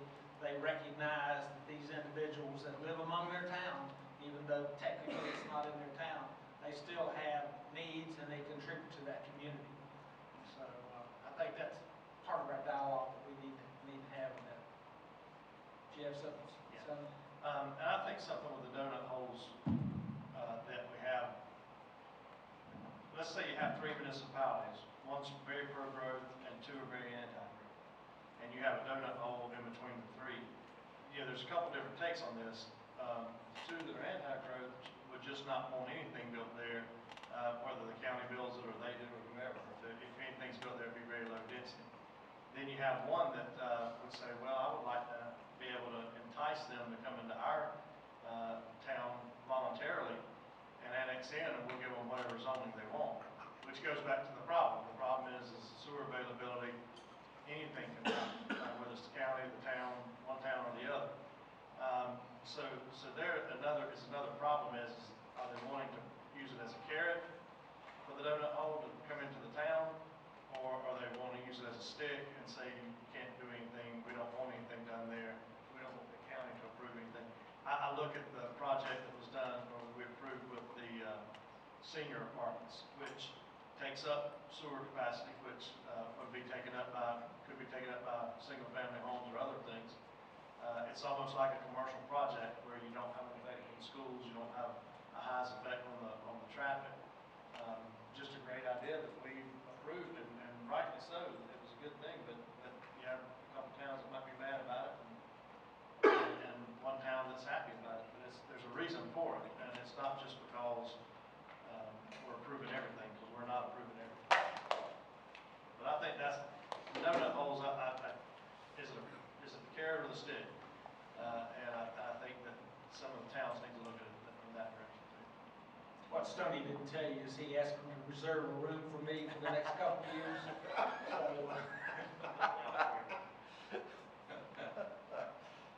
Well, I'm glad he's thinking of it, Mr. Chairman. I appreciate the thought. But you know, you joke about that, but we actually had a resident down there who was complaining that I was trying to get you a room in that place. So I think I hear that there might be some consensus about at least having staff work with the towns to look at some solutions they might bring back to you about that. Is that a fair statement? And there's something that may be coming up soon. There's a donut hole that we may have to come before us that hasn't been, I don't think it's done it yet, but there's a neighborhood between the donut hole and the shopping. And what's happening now is people are driving through the neighborhood to get from one road to the next because the other roads are so crowded. So if we do another neighborhood in that donut hole, the traffic is going to flow through that neighborhood even more. And so that's some of the concerns there. So yeah, there are legitimate concerns about what we're doing in the donut holes as well. So I'm not trying to downplay that, but we have to take those on a case-by-case basis. So do we want to talk more about density? Yeah. I hear that the chairman and Mr. Russian don't always agree, but I wrote down, where is it good? Can y'all address that maybe individually? Where do you think it might be good? Well, and you know, this past week, we turned down the high density in a more rural area where the roads really have trouble supporting the traffic. And we approved high density in an area that has been targeted for high density and has that access to better roads and everything like that. So I agree with Commissioner Rushing. There are places that high density is appropriate. But, you know, the elephant in the room is our roads.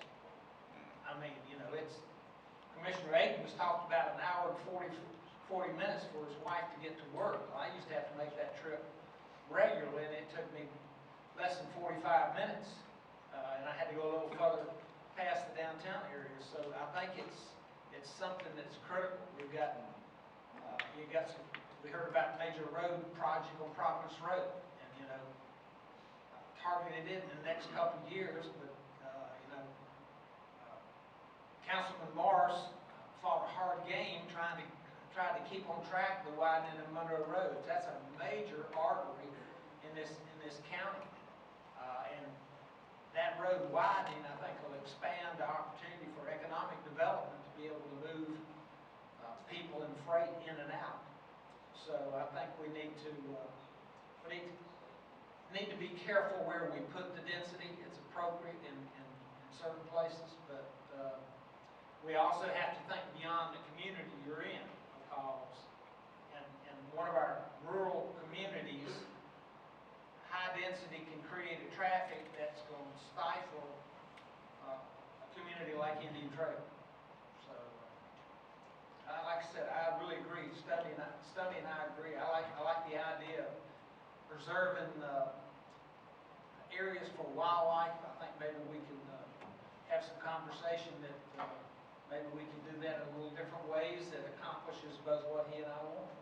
And I was struck by the fact that, you know, one of our municipalities said they have 400 lots left, 400 buildable spaces left. And I'm thinking, you know, what's that going to look like when it's done? And Jerry spoke about how at some point when you run out of places to grow, what do? You still have to pay for the services, you still have to pay for what you're after. So increasing taxes is the option there. As the only one who voted for that project you were talking about, the reason I voted for it was because it's on the school line, and that's another thing that it was in a different school cluster that needs children. And it just can't help that it's right beside the other school system, and that's where the sewer and water is. So again, sewer and water availability, that makes those things more possible than anything else. The roads, whatever, they're a second thought. It's like, you know, if you build it, they will come. You know, that's works for water and sewer, but they're not going to build roads before the people come. They're going to wait till after the people are here, and then they're going to build the roads. You're going to have the road improvements.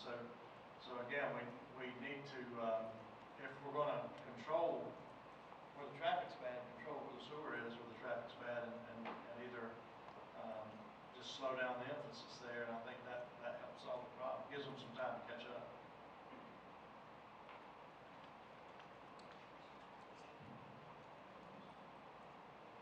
The next one, coming up, road capacity, I know, our manager has mentioned to me several times when one would make a comment, nobody else would say nothing, and so it is out the thoughts of one. And I want to say, I agree with Commissioner Akins, and I'm not sure that Commissioner Simpson was in on there, but I do support putting, some road bond issues to the people of decide if that's what they want to do. I know it's another tax, but, and I hate to think that we're gonna start paying DOT to do it, but I see that as they're pushing us that way. You know, they did the same thing, they've created a $900 million budget, but we fund a lot more on schools than we used to. And, so, just for the record, I would support him if we take that to the people to let them decide if they want to do it. Although, I know I've talked with Richard about it, and he feels like we're having to pay ransom to DOT, but I think it's just the way it's going to be in the future. Can I address that? Please do. Mr. Morris is here from Indian Trail, and he worked diligently trying to keep on track with Monroe Road expansion. And I'll never forget, I heard a state official tell him, well, you come up with $5 million and we'll think about it. If you come up with $10 million, we'll start tomorrow. As far as I'm concerned, that's extortion. And they got into the situation because they were trying to be good community partners. And almost 10 years ago, I think it was, Jerry, they went out and got a bond. And so they said, well, we'll contribute $10 million to help expedite and get this road. Well, it never happened. To the point that the bond's running out right now, so they withdrew it. So guess what? They were told it's not going to happen in 2024. It's going to be after 2030. And that's where they come up with $5 million, we might consider doing it, and $10 million, it starts tomorrow. So I think there's a double edge to the sword of creating a bond, because it'll become a major factor how much we will contribute to get some basic roads done. And I can understand the thought, but from what I experienced recently, I think it can create as much problems as it resolves. I've got a comment on that too. The history of Union County is in the 70s, there was a bond proposed to put water and sewer throughout the county. It was passed, people paid for it, and we don't have water in eastern Union County. We don't have much sewer in eastern Union County. Then came the schools, and we passed school bonds, big school bonds. Built a lot of schools. Again, people in eastern Union County got a good school system, love our schools, but we don't have as nice or as many schools as you do where you have the sewer. And now, if we're talking about doing road bonds, again, this will be the third dip on eastern Union County of saying, we did the sewer, we don't have it. We did the schools, we don't have it. We did the roads, we're not going to have it. We don't have problems with our roads. It takes me 10 minutes to get to work in the morning. Don't have any trouble at all. I'm not bragging, I'm just saying, if we want to do anything as a Board of County Commissioners, there's one thing that we have control over, and we're the Board of Governors over water and sewer. And if we decide that we're going to shift the focus from sewer from the Catawba Basin and the overcrowded area of Union County to the other areas of Union County, finally, to get some utilities and some issues going to resolve some of the problems. We have plenty of space for growth. We have plenty of roads and plenty of road availability, and traffic's not bad in eastern Union County. So let's put some sewer to the towns of Wing and Marshall. Let's help them expand the sewer in Monroe, and let's put water in eastern Union County, and we'll help the problems in western Union County. I'd like to come back to the water and sewer issue that you raised a minute ago and have y'all discuss that. I wondered if Commissioner Simpson or Akins had any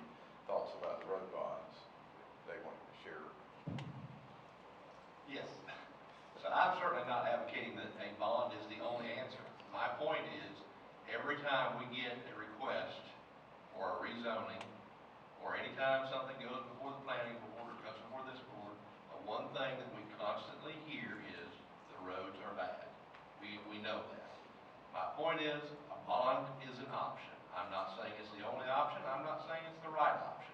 But I think it is inherent that we start to look at ways to resolve it. And frankly, all we seem to do is give it lip service.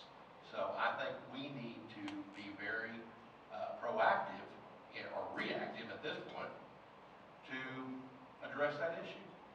And I think to just continuously talk about it being an issue and not doing anything solves nothing.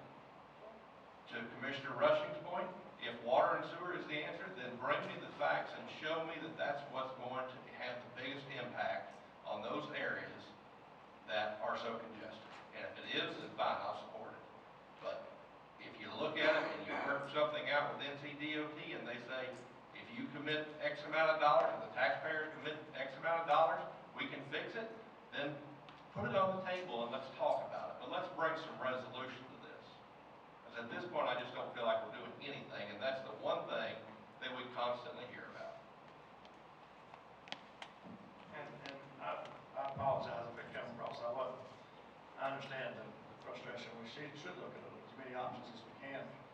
You know, what I'm saying is that, you know, and let's just put it on the table. NCDOT is probably one of the more political organizations in the state, has been for many years. When you drive down eastern North Carolina, the roads are fantastic. I mean, you can go from Raleigh to the beach in a shorter time than you can get from Monroe to Charlotte.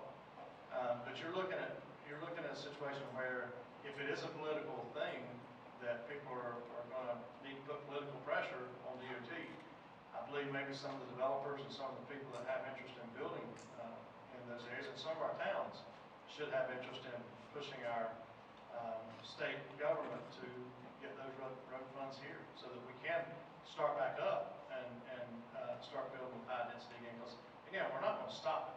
You're going to have it because there's a demand for it. But we need some help from the state level.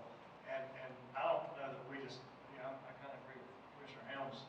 I don't think that we should just be paying for everything. The state does have some responsibilities in it, just like the municipalities have some responsibilities. Like Commissioner Ray was talking about with the, you know, what's your priority? Is it a park or is it improving your streets? So, no, I didn't apologize. And I'll respond to that. I agree with what you said, and I appreciate your clarifying point, but I didn't take it that way. I guess my point is I agree. I think the state does have responsibility, but I think we also, as a board, have responsibility to the 230-some thousand people that live here, and we're the ones that they're coming to. And so, for us to say it's somebody else's problem, I don't think that's the right approach, because I think that's what we've done all these years. And I want to be able to say that, look, you brought it to us, we tried to respond to it. Maybe we failed, but at least we can say that, hey, we tried. Now, here's what our next steps are. And I just think that if we're going to be the viaduct and get something done, then let's at least enforce or exert all of our efforts before we just say it's somebody else's problem. I agree. NCDOT is by far the most political organization. Frankly, I don't know if they have any money. I mean, if you look at it right now, I'm not so convinced that they have any money. So I don't know that us adding money is going to solve the problem. But I think we need to explore every effort to try to bring some resolution on our side. If we can, then we know where to go. Mr. Simpson, if I may. I don't want to let Commissioner Ray get away without quoting me, so Oh.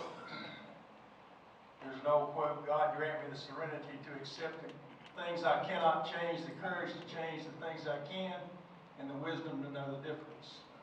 And I'm a little bit like Commissioner Akmus, tend to be action-oriented. DOT not going to get it done, then take a different direction. And let the people decide. If there's a bond or a way that we can, those people want their roads fixed and we can figure out a way to fund it, then let's do it. Commissioner Rushing has made several comments, and he and I are probably going in the same direction. We just maybe are getting there But we've got themes from Tuesday. We had 3 or 4 slides on statistics and data with regard to growth and 50 or 60,000 more people in the next 25 years or so. But Commissioner Rushing is right in that we control the growth through water and sewer. We're sort of unique in that. Now, I've been told that they can go elsewhere and get it, but my guess that'd be hard to do and expensive. So we're the best deal in town when it comes to water and sewer. We have a land use plan. We got the dead Gumby, and I suggest we find Pokey and put him on there too, because we've talked about a lot of things in the last day and a half. The fact of the matter is, we have a land use plan. It calls for upfit of the pump station at Poplar Road. It calls for a potential sewer plant at Goose Creek, and it calls for future talks with Monroe and an expansion of sewer down off Richardson Creek, down that direction. And we have an issue with, we have a project right now, 7,500-year project that I'm proud of, that we're working with the Yadkin River, Yadkin PD to bring water to the Rocky River Basin. And that's a wonderful thing. And we just need to decide what we're going to do with that water as we bring it in here. So, to me, those are the 2 hot topics. There's a lot of other things, yes, there's a lot to do. But we need to address those 2, water and sewer. Stoney's absolutely right. And we do things as a county, just so people don't misunderstand. When developers come before the board to get a rezoning, we can require them to upfit the roads, we can require them to do some things there with traffic, to help with traffic. One of the proposed developments talking about maybe contributing to a roundabout or doing something of that nature. We've contributed money to try to expedite projects to get them going quicker. So that's what we can do, but at the end of the day, municipalities will understand this as well. When we go to those orientation seminars, where does our power come from? Everybody in the municipality, where do counties and municipal governments get their power?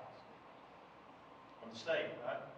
So the state tells us what we can and can't do, and again, the states have told municipalities you can have roads and you can maintain your streets and do those things, but the counties have just not been doing that. And it is a slippery slope to get on, that they start looking at us. They get the road, they get the gas tax, they get those funds. So, you know, again, political pressure is going to do more there than trying to use more of our local tax dollars, I think, to do that. We need to get that funding from the state. I guess the point I want to make is, Frank, I agree with you 100%.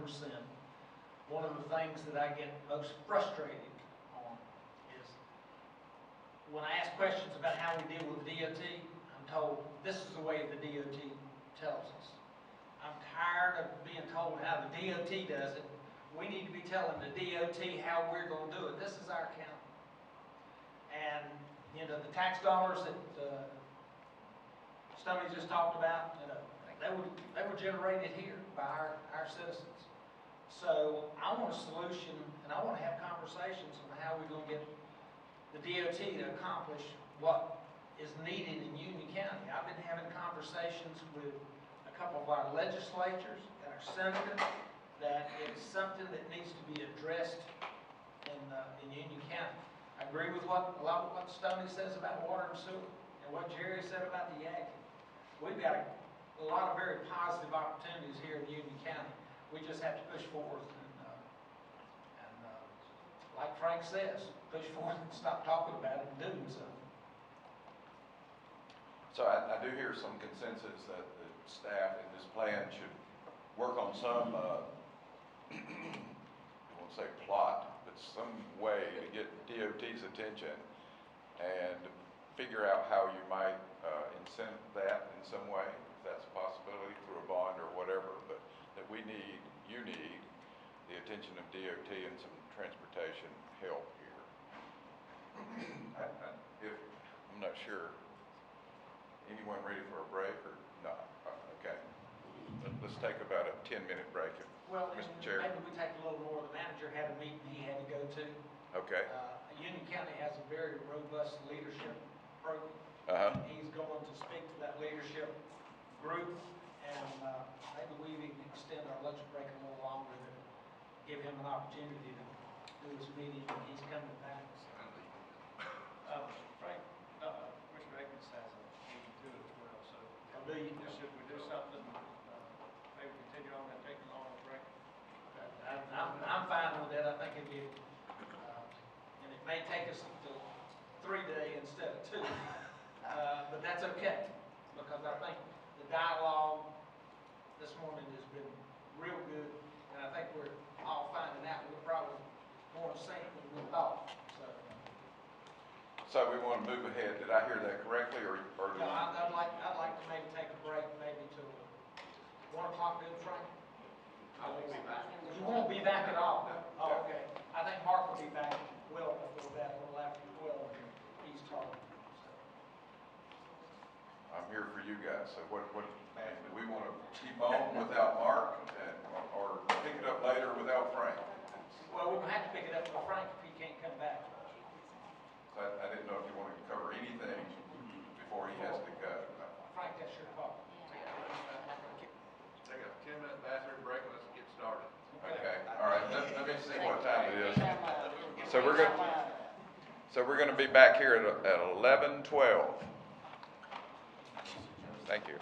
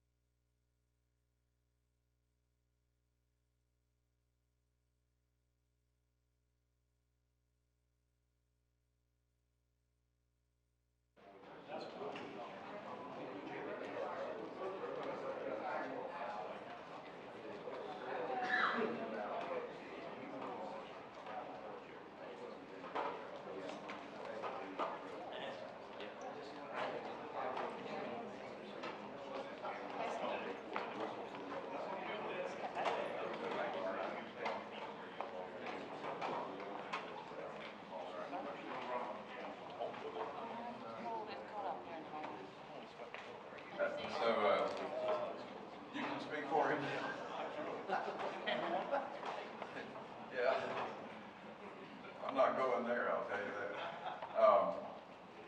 We have four things I'd like to really accomplish and do it quickly. I'd like to get a little clarity on the density discussion that we had a minute ago. A little bit about cooperation with the municipalities.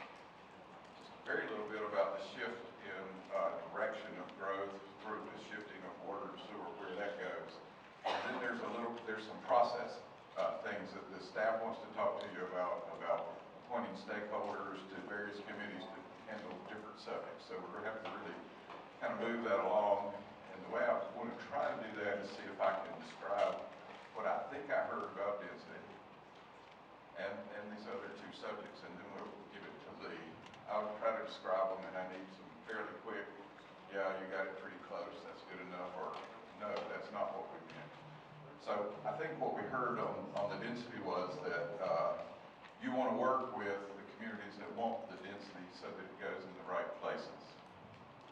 So if Waxhaw wants it in the right place, then you would work with them. So density is not bad as long as it's in the right place and you feel like the right place is in the municipalities. Is that a fair statement? Not for me. Okay. Briefly, please. I think the areas that want it have got enough. That's just my opinion. I mean, Let me clarify this. The communities I heard included Marshall and Wingate.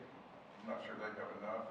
Am I misunderstanding? I'm talking about the ones that are doing it now, Okay. that are approving it. It seems like they have enough. Oh, okay. Now, if you're talking about new areas, yes, Marshall and Lincoln would be a great place to do it. Okay. So you feel like Waxhaw, Stallings, Indian Trail, while they're growing, already have enough density? Now that, I have no say of it. You know, I understand that. when I go through Waxhaw and see all those apartments being built, it looks like to me the bad traffic's just gonna get worse down there. Okay. The others feel that way too? I think high density needs to be focused on where the roads can handle it. We've got some farm to market roads that are, just can't handle that high density. That's where I have the concerns. But there are places, like I said, we've approved some high density where the roads will accommodate it, and the schools can possibly accommodate it. So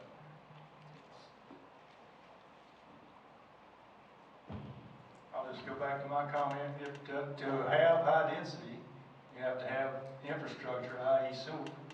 You can't provide high density construction in municipalities or anywhere else without that sewer. So we have to make a decision on whether we'll continue to grow and provide sewer to those projects should they come about. Right. Okay, let's shift to the water and sewer issue that's, not issue, but concept that Commissioner Rushing raised about shifting the emphasis from the areas that are growing, Stallings, Indian Trail, or maybe have grown enough, to the eastern end of the county, or I call it the eastern end, Marshall, Wingate, and Monroe. We didn't get a chance to talk about that concept, except as Commissioner Rushing described it. What are your thoughts about that? Is that something that you feel like, is that the direction you want to move growth in the county now? To where there are good roads?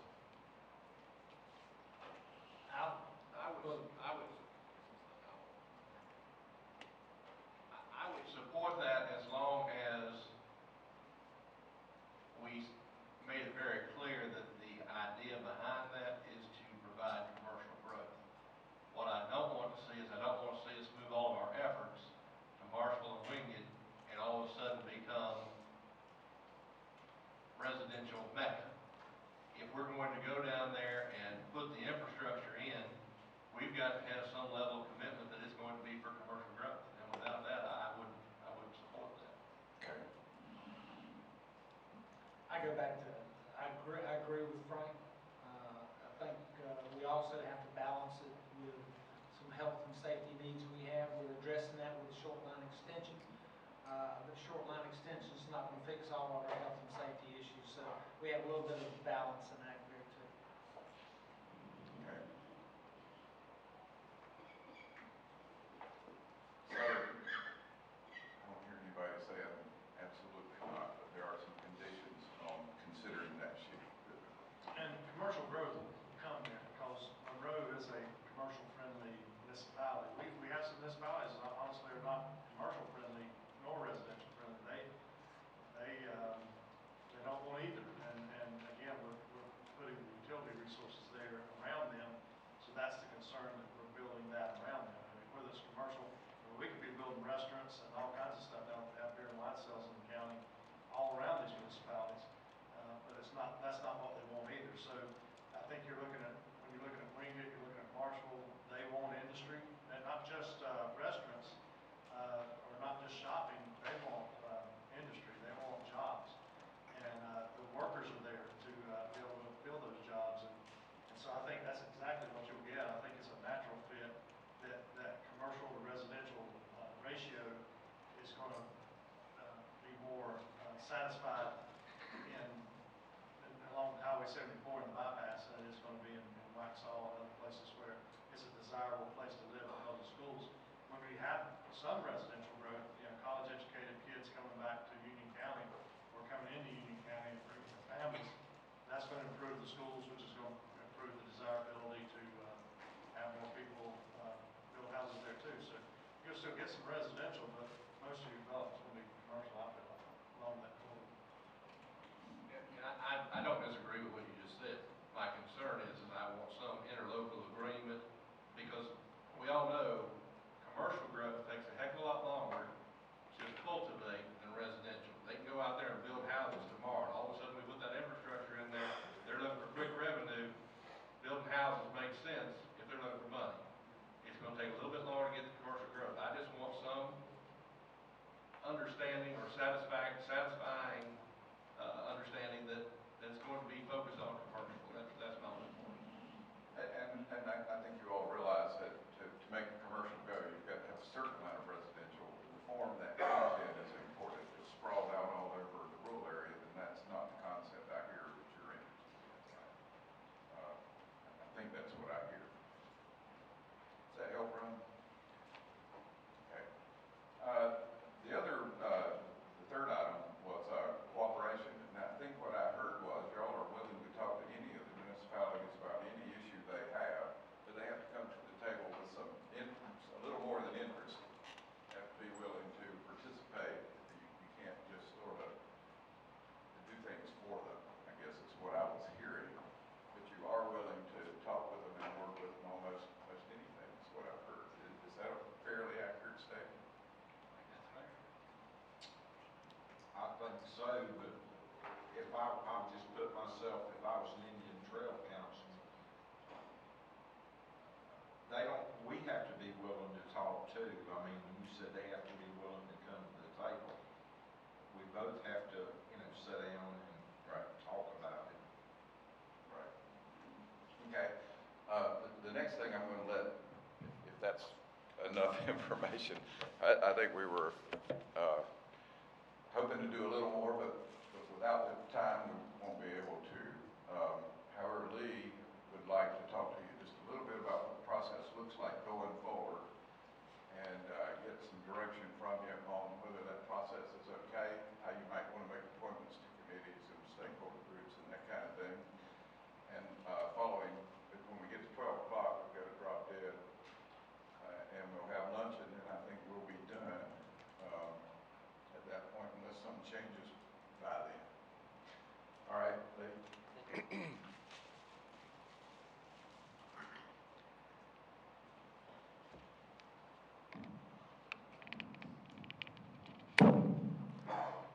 I really appreciate all the comments we got yesterday and today. It gives us a lot of good information moving forward in this process. I want to reiterate something that Brian brought up yesterday when we started this discussion. It is time to... Is it not on? No. Oh. Chris. Where's Chris? That's all right, I'll turn around. Okay, I'm sorry. I'm not an IT guy. I would probably do more damage than good. We adopted the last comp plan in 2014. It's been a few years. If we go back to those few slides we saw about demographics, we have grown since 2010 to 2017. Those are estimated numbers. 30,000 people. It's a lot of folks.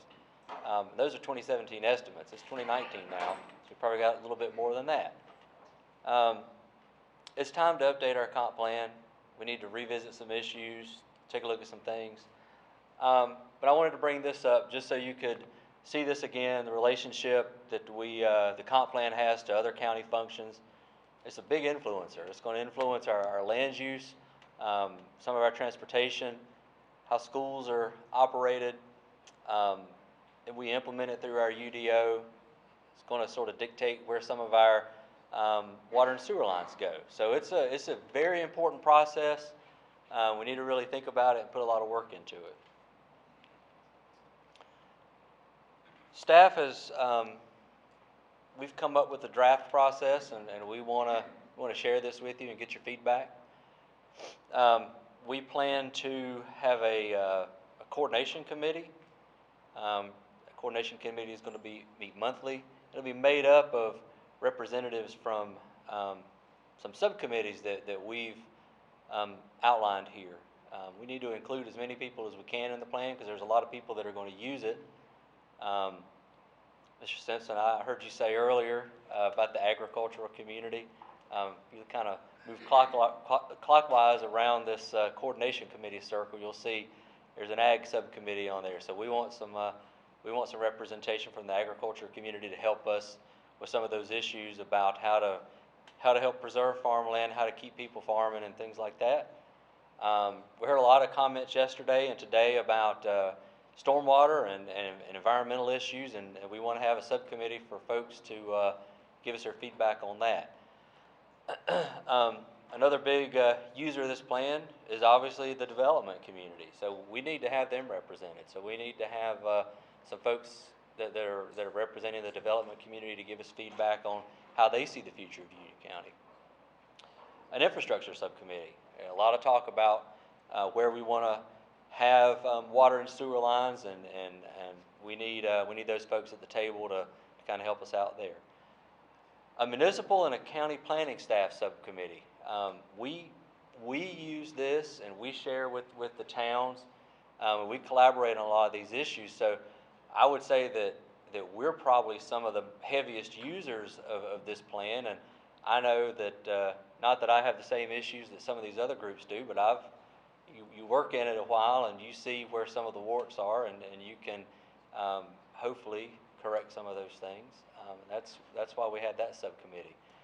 And we're all citizens of Union County, and we want a citizen subcommittee because we want to have a voice for people that may not be on one of these specific committees, but they're a citizen and they have a say in how this plan goes too, because they're the neighbors that, you know, when this development happens or when our water sewer lines extended or anything, everything that happens in this county impacts citizens. So we wanted to have a citizen committee. We don't want to ask you today, but we are going to be coming to you in the very near future to ask structure of these committees. How should they function? Appointments. Do you have recommendations on folks you want to see on these committees? Do you want to help us out in that process? Again, just food for thought right now. I want you to be thinking about those things, and because we will be coming back very soon to talk about that. And then, I'm sorry. You may have said it, I'm setting it. Do you have schools incorporated in there? I think, correct me if I'm wrong, we talked about them on the infrastructure subcommittee, because if you look at them, they serve we have kids that go to school, and so we talked about having them on that infrastructure committee. And then we have a timeline put together here. So, you see at the very top, again, we're going to try to move quickly on some of these things. That committee formation. So we want your feedback on how to structure those committees, how those committees operate, and possibly some help with appointing people, some ideas about that. Then we kind of move into, and as you can see, a lot of these processes overlap. So there's a lot of work that it's not like we do one thing and move to the next thing. There's a lot of overlap in these things. We go through a visioning process. So those committees are going to help us sort of, they've got ideas. So we've heard a lot of stuff here. There may be some things that come out in those subcommittees that might be different than what we've heard today. So they're going to help us identify some of those issues. Then we kind of move into an alternatives analysis. So we look at different land use patterns, how they may impact the county, and we look at those, share those with the board. Usually you'll end up, you have an alternative that you prefer. And then we will move into try to identify some implementation tools. So these are the tools we're going to use to help make this plan become a reality. Some of those could be looking at the water and sewer master plan. I know that Public Works is about to start that process, and this will help feed that.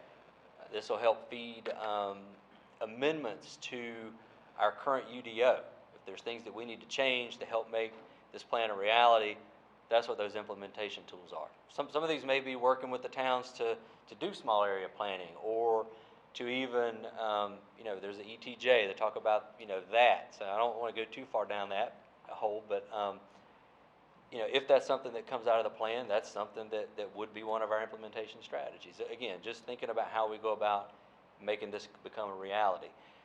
And then we go into our review and adoption. So after, everybody's had a say in it, everybody, all of our subcommittees have met and kind of agreed, picked a preferred scenario, then we're going to go into review and adoption.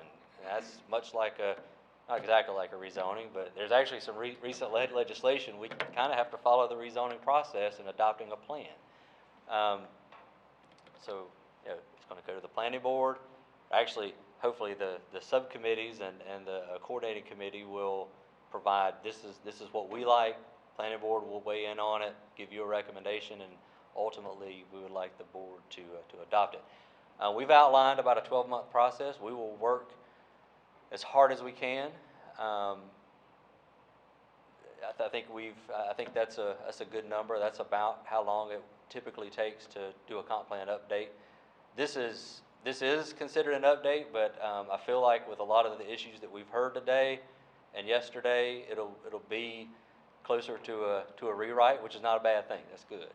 So again, want you to take a look at this. We'd like your feedback. If you see anything that you have some questions about, or see anything that we've missed, we would really appreciate that.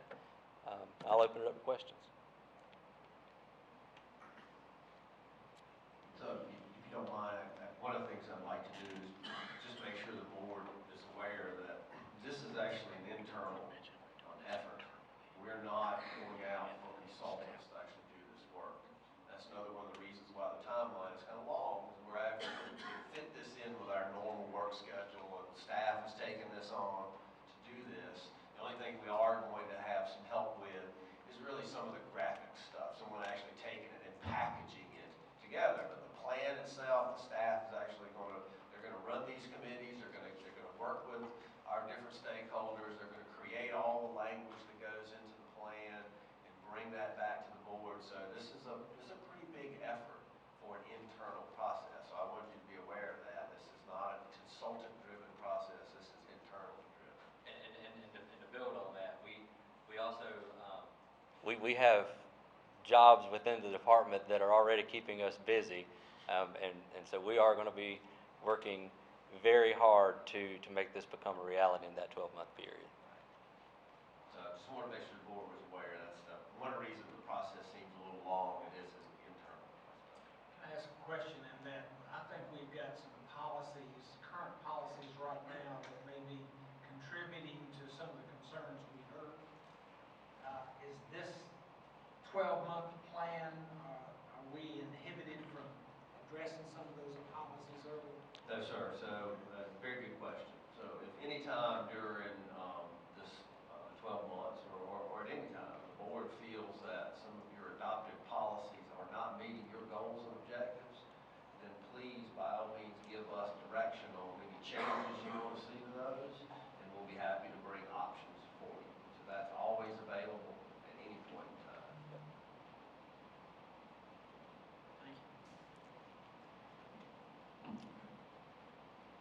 So is the board comfortable with that, with the process and the committees that we've kind of highlighted there? Diversity of thought's a good thing, so bring it on. All right.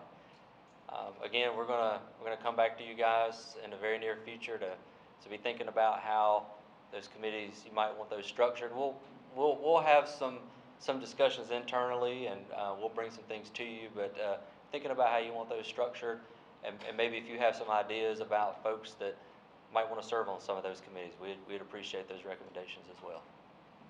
Thank you.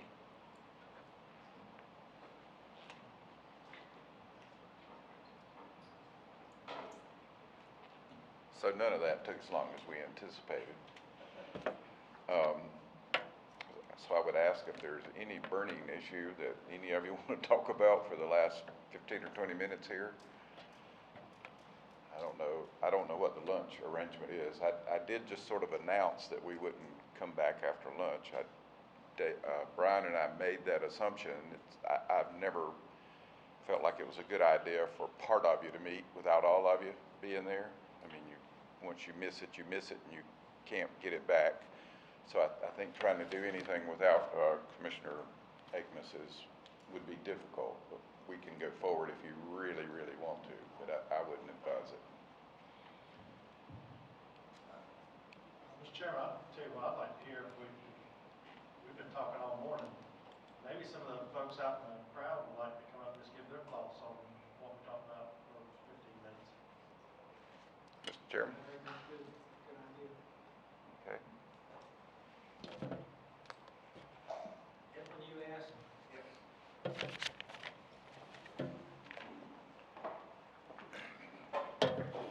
Edwin Elam, resident of Waxhaw. I think this has been a great gathering. I've enjoyed participating in these last 2 days.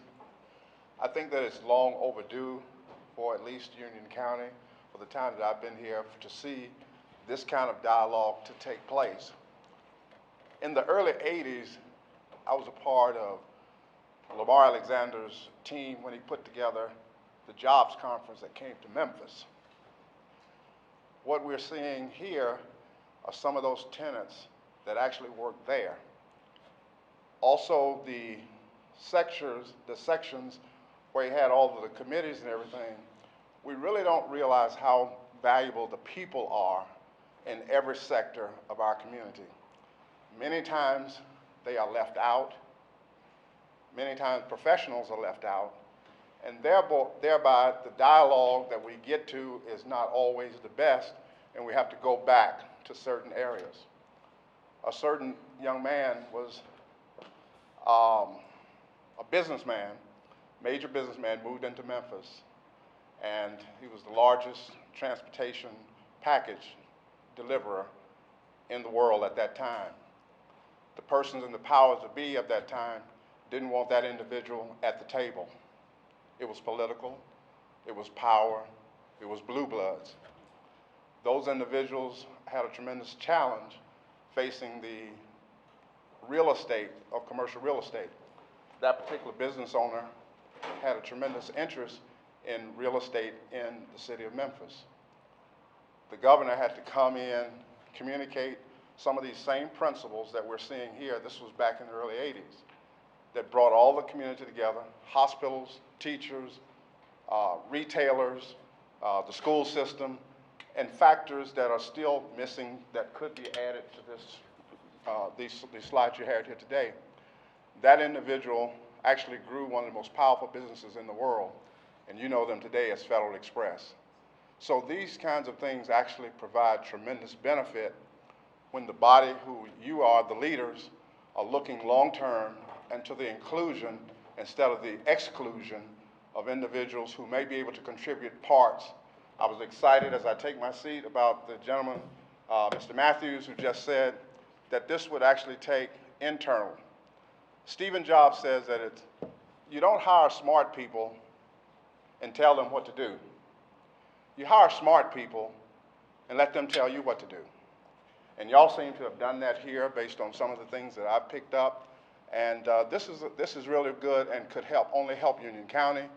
It could help our municipality as we look forward, without mentioning anything else about that. But as we look forward, this is a great, great start and should help every community.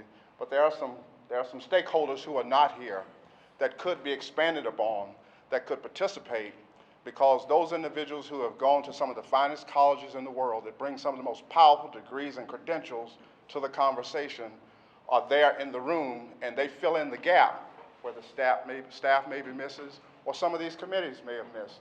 And that's how you actually utilize the community to help solve problems. And you didn't spend any consultant money. That's ridiculous. Thank you. Thank you. Brian, can I ask you a question?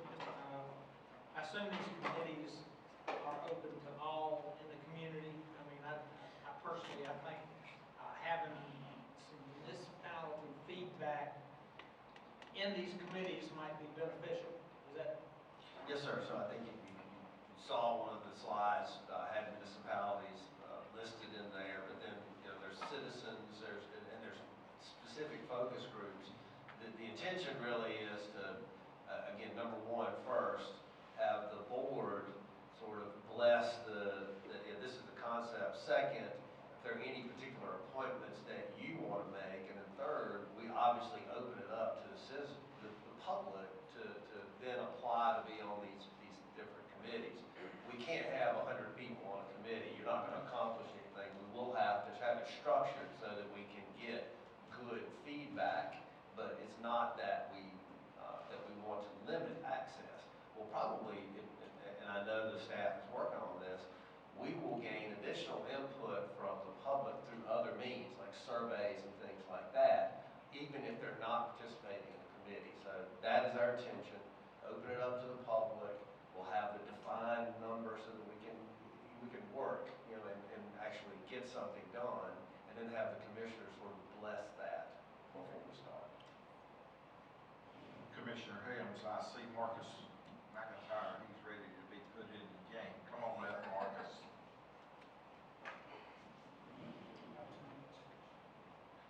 I saw you taking notes. Well, actually, Jerry is the one who was going to speak, but seeing that he put me on the spot, I'll speak. So first of all, thank you very much for having this meeting. I think it's really productive. Hopefully this will not be the only one, but we'll probably do that next year and so forth. A lot of interesting conversation, a lot of information that I think allowed all of us to sort of see some of the concerns that we have as a county. In addressing Indian Trail's specific concerns, I'm going to go back to donut holes because that's something we're concerned about. For us as a town, we have certain areas where we would like to see certain things built, be it housing, commercial, and so forth. We're in the process of the downtown revitalization. It's one of the things, and one of the things I would really like to see come out of this is, although donut holes does exist, it falls under the jurisdiction of the county. We in the town would prefer if the county would really just talk to us, ask us what our input is in regards to those specific projects. And the reason I say that is, if the project is being proposed, and I know earlier this year, I think there was one over on Poplar Road where the county, some of you, I spoke to some of you, and the county did not approve it because our argument was it didn't fit into our specific plan. We appreciated that. It doesn't mean that we on the council or in the town, we're not interested in the rights of people to develop their land. We want people to be able to develop their land, earn a profit, sell it, whatever it is that they want. But we'd like to do it based on the vision that we as elected representatives and the people who run the town, there's a vision that we have, and we'd like that input. In that particular project, apartments were proposed, and we as the town, we want to put it in downtown. That's sort of where we want to densify the area, because in conjunction with Stallings I think is a big supporter of the light rail that's coming to Matthews and hopefully extending over to Indian Trail. So that's one of the things that we'd really like to see, some sort of cooperation and just dialogue. I can't remember which one of you said it, but I think most of you have been saying, we need to just talk. I think, Mr. Rape, you mentioned that it's not only we coming to talk to you, but you also coming to talk to us, so we'd like to see that as well. And one of the things that I want to ask is, I know we're meeting together as a group, but is it possible and is it feasible for us to meet where the towns would meet with the county commissioners on an individual basis? Not meaning one of you, but maybe 5 of you meeting with the town and its representatives. Because the thing is, while you're hearing input from everybody, our issues or concerns may not necessarily be the same. They might diverge a little bit, and I'm wondering if any of you are open to that sort of meeting. I'll agree, I think that's very appropriate. Right. Really go into more detail than maybe we have, the overviews we had today. Right. And in addressing Mr. Rip, I like the fact that you're a math guy, so you were giving out some numbers, and I think it made a lot of sense in terms of what we can do. From a town's perspective, and I'm also just speaking on behalf of Indian Trail, so I don't want any of the other towns to feel that their concerns I'm not interested in. I do think that they have legitimate concerns, but we just spent, or I should say we agreed to spend $5 million on the Monroe Road extension. We've put in milestones because we've learned our lessons from 2010 when the bond for $10 million was approved. We've put in milestones in that at every stage of completion, the DOT is going to get some of that money. The reason that there is such a press from DOT to get that done is because the bond is expiring, I think, in 2021, if I'm not mistaken. And therefore, we have to use it or we can't, it's gone. Mr. Helms, you mentioned in regards to some, I think it was Mr. Rushing who brought up, or Mr. Aikma, somebody, or Mr. Simpson. One of you brought up I guess the idea of possibly putting out road bonds. And I think, Mr. Helms, you mentioned it seems more or less like DOT could take it as using it as ransom, as in the case of Indian Trail, where they really put pressure on us to try and get that done. So, Mr. Rip, coming back to what you said in terms of the 18.5 cents per 100, for us, we have to be very careful because we do have certain things that we've committed to pay, and we have to make sure that we manage the finances of the town in a very, very serious manner. One, there might be a possible economic downturn. I hope that doesn't happen, but that's something that we do have to take into consideration. And I'll tell you, we on the council currently, as it's constituted, we have very, very little appetite for raising taxes on any of our residents. And that's one of the things that drew me to Indian Trail. And it's one of the things that we have to concentrate on in terms of how do we manage the town finances with some of the improvements. I do like the creativity that you spoke about in terms of the sewer to our downtown with the proposed 400 apartments, and I think that there's another 650 not too far. But it's something that we're going to take under consideration. But I want you to know that with that being said, it is giving us something to think about, and we're going to try and be as creative as possible without raising taxes on anyone so that we can achieve some of the goals that we have for the town in terms of our growth. Mr. Rushing, you mentioned something about growth and high density. We do want high density within the town, but the thing is, we would like to sort of have it structured in a way that can satisfy the residents who live in the town, but also concentrate it where we can look at future development that we want to bring to the town, be it light rail or other things. Thank you for your time. I appreciate it. I want to say one thing, just to tell you where I'm coming from. I realize it's none of my business what goes on in Indian Trail until it affects Union County. And if those 650 apartments bring in 1,200 additional children, then schools is going to have seats for them. So then that affects. You see what I'm saying? If everybody's wave in the pond didn't go into somebody else's pond, then it would be have at it. But when it spills over into another budget, That's the only thing I would get. So that's the thing for us, is that everything that comes to the town, we take into fire, police protection for the sheriff, the schools, water and sewer. Because I live in Indian Trail, I live in Union County, and if something is being built there, it's gonna affect me, whether it's my kids going to school or whether it's the water pressure.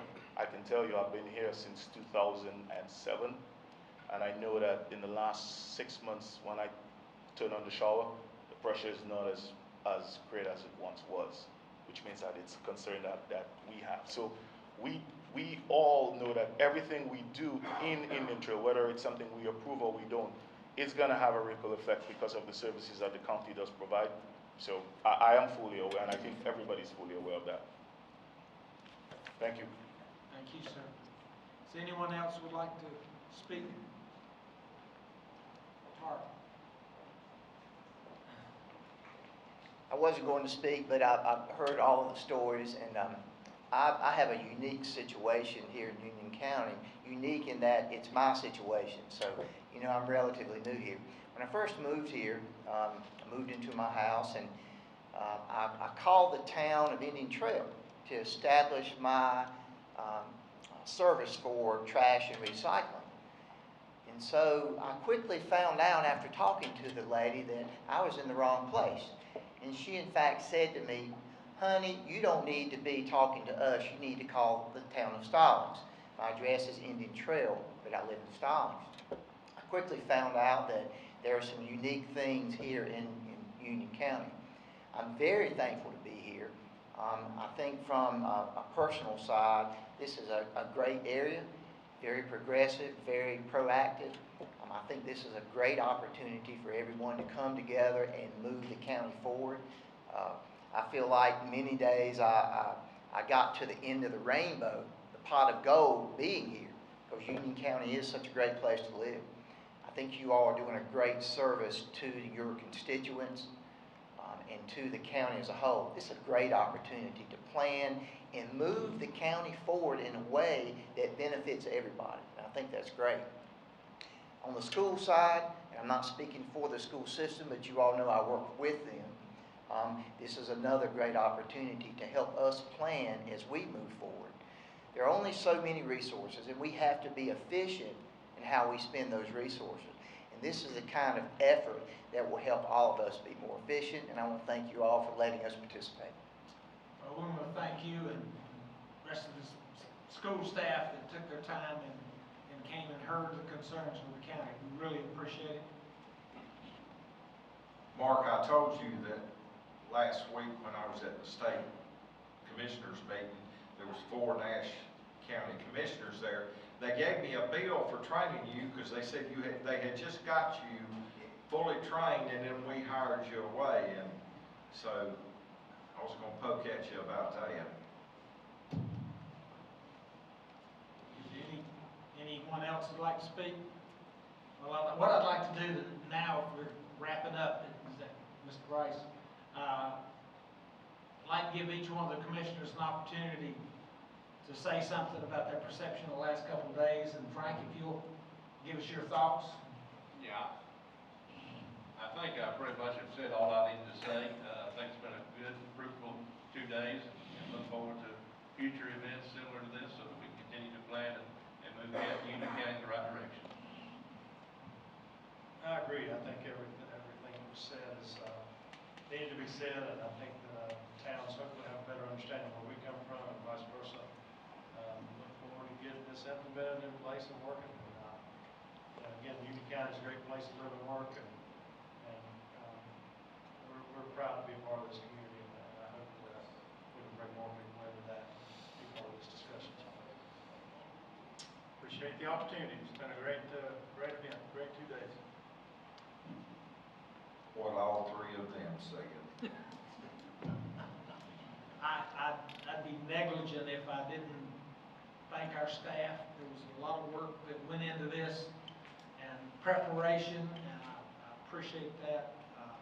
It was great to have the opportunity to speak with the municipalities. Like I said yesterday, one of the things I saw that I really enjoyed is watching municipalities talk to one another. And sometimes that's difficult for you to do too. Michelle, would you like to, I would be happy to. I would just add that on behalf of staff, we appreciate the board being committed to spending this time away from what you typically do in your day-to-day lives and giving the feedback that we needed. Thanks to Brian and his staff, Lee and Dick and Bjorn and the work that they did. I think they did a great job. And we too appreciate the municipalities being here and sharing their information and participating with us as we start this process. And we thank Lehman for his work and professional support in facilitating this two-day event. Thank you. Patrick? I'd just like to echo what Michelle said about the staff. This is something that if we did contract out, could easily cost $100,000, $150,000. So it's a testament to the staff we have that they can take this in-house and do it. And I'm confident that they will provide you all the strong working document for many years to come. So thank you all for your attention over the 2 days, and we appreciate what you all do for staff. Mr. Price, thank you very much. We appreciate your assistance and leadership. So, and I'm pleased too that I didn't see Jeff back there shaking his head like you can't go there. Well, I appreciate the opportunity and enjoyed working with you, and wish you lots of luck with your comprehensive plan up today. Thank you. Well, with that, I will, I think there's lunch outside ready, so have you something to eat. Maybe we can sit down and chat individually. But I move that we adjourn the special meeting. All in favor? Thank you very much.